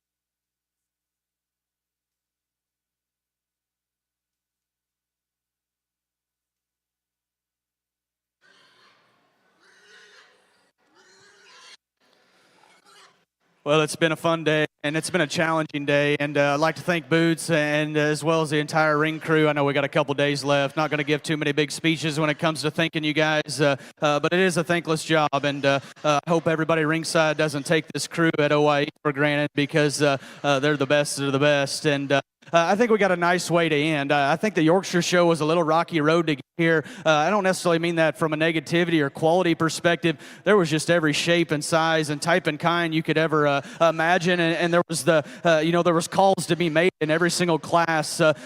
Is this one good enough here to roll with, and is this good enough here to go ahead and win this class? And you get these three back out here. They're not cookie cutter like, and they're not perfect. And the one we're going to use is dang sure not bulletproof. He is not perfect.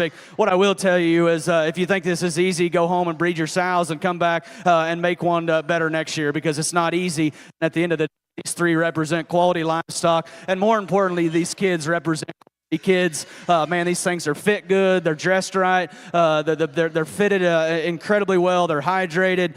They're fresh. Man, you guys are doing an awesome job. Obviously, again, I've told you the differences that I see. One came through earlier in the day, and I told you guys on the mic, and I'll tell you again, I wish he was better coming at you. I think he's incredible otherwise, and could look very neat on Thursday. Young lady right here is going to be our champion.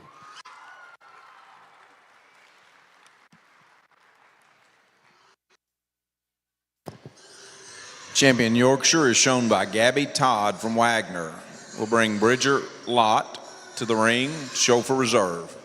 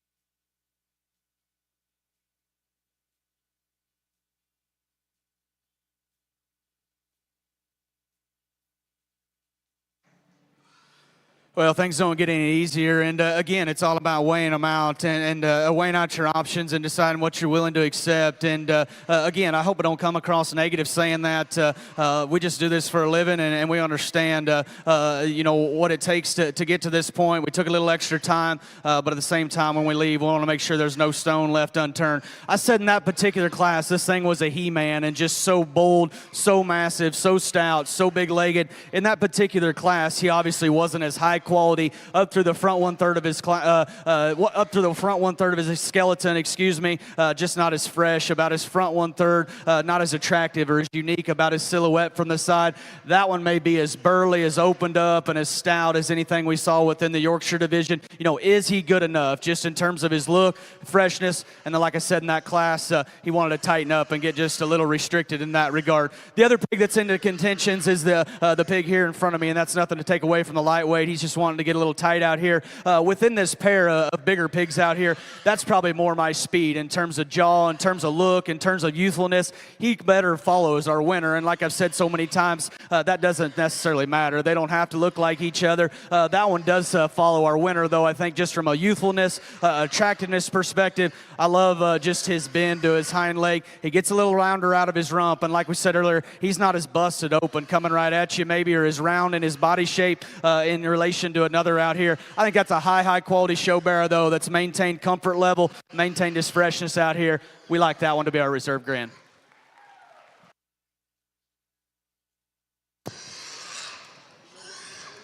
Reserve champion Yorkshire Bear is exhibited by Mela Coleman from Medill. We'll bring Fletcher Inman to the ring. Anna Dostal, you're on deck for Class 3.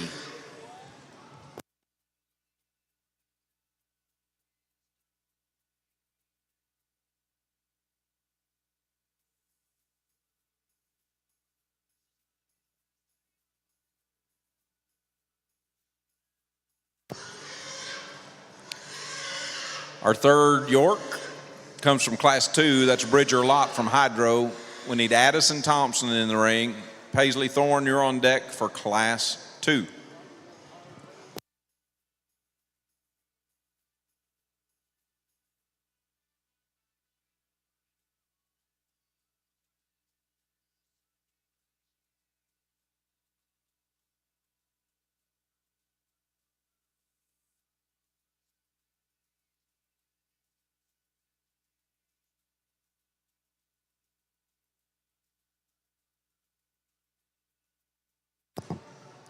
Our fourth York comes from Class 3. That's Fletcher Inman from Mulhall, Orlando. We need Anna Dostal in the ring. Madeline Norvell, you're on deck for Class 3.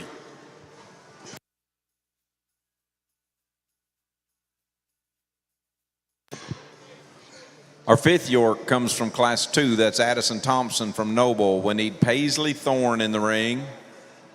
Raylyn Parsons, you're on deck for Class 2.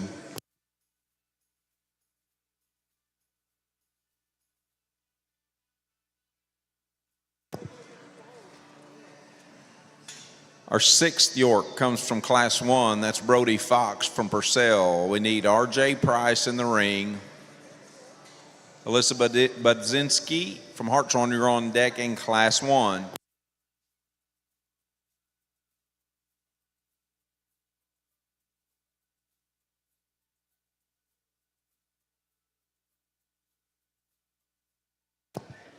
Our seventh selection comes from Class 3. That's Anna Dostal from Manford. We'll introduce Madeline Norvell to the ring. Bailey Weeks, you're on deck for Class 3.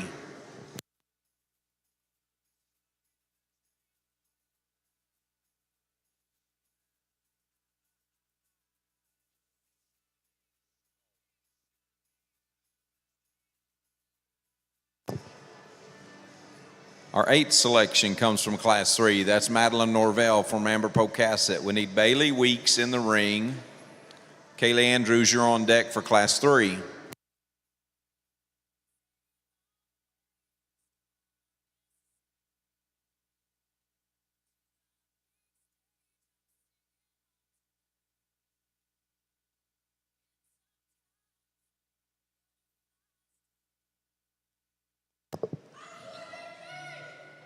Our ninth York comes from Class 1. That's R.J. Price from Dibble.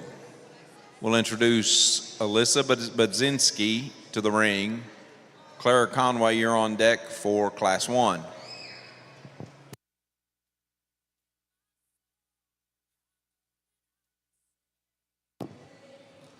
Our 10th selection comes from Class 3. That's Bailey Weeks from Meeker. We'll bring Kaylee Andrews to the ring. Mac Walker, you're on deck for Class 3.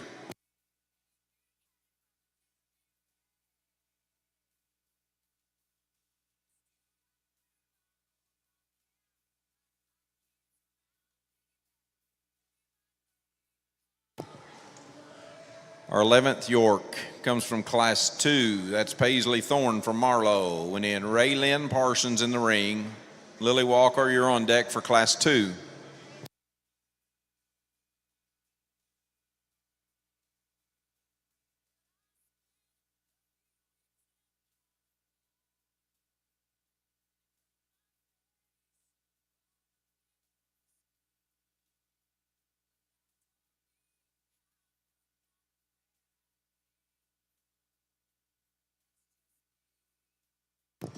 Our 12th York comes from Class 3. That's Kaylee Andrews from Colbert. We need Mac Walker from Chickasha in the ring. Allie Minor, you're on deck for Class 3.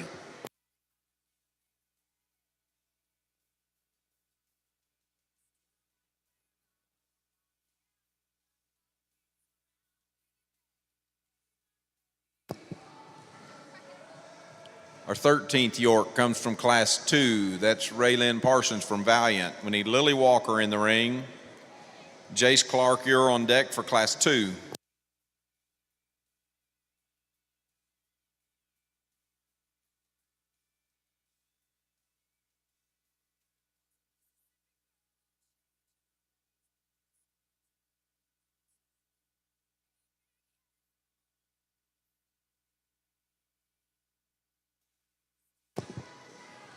Our 14th York comes from Class 2. That's Lily Walker from Chickasha. We'll introduce Jace Clark from Morris to the ring.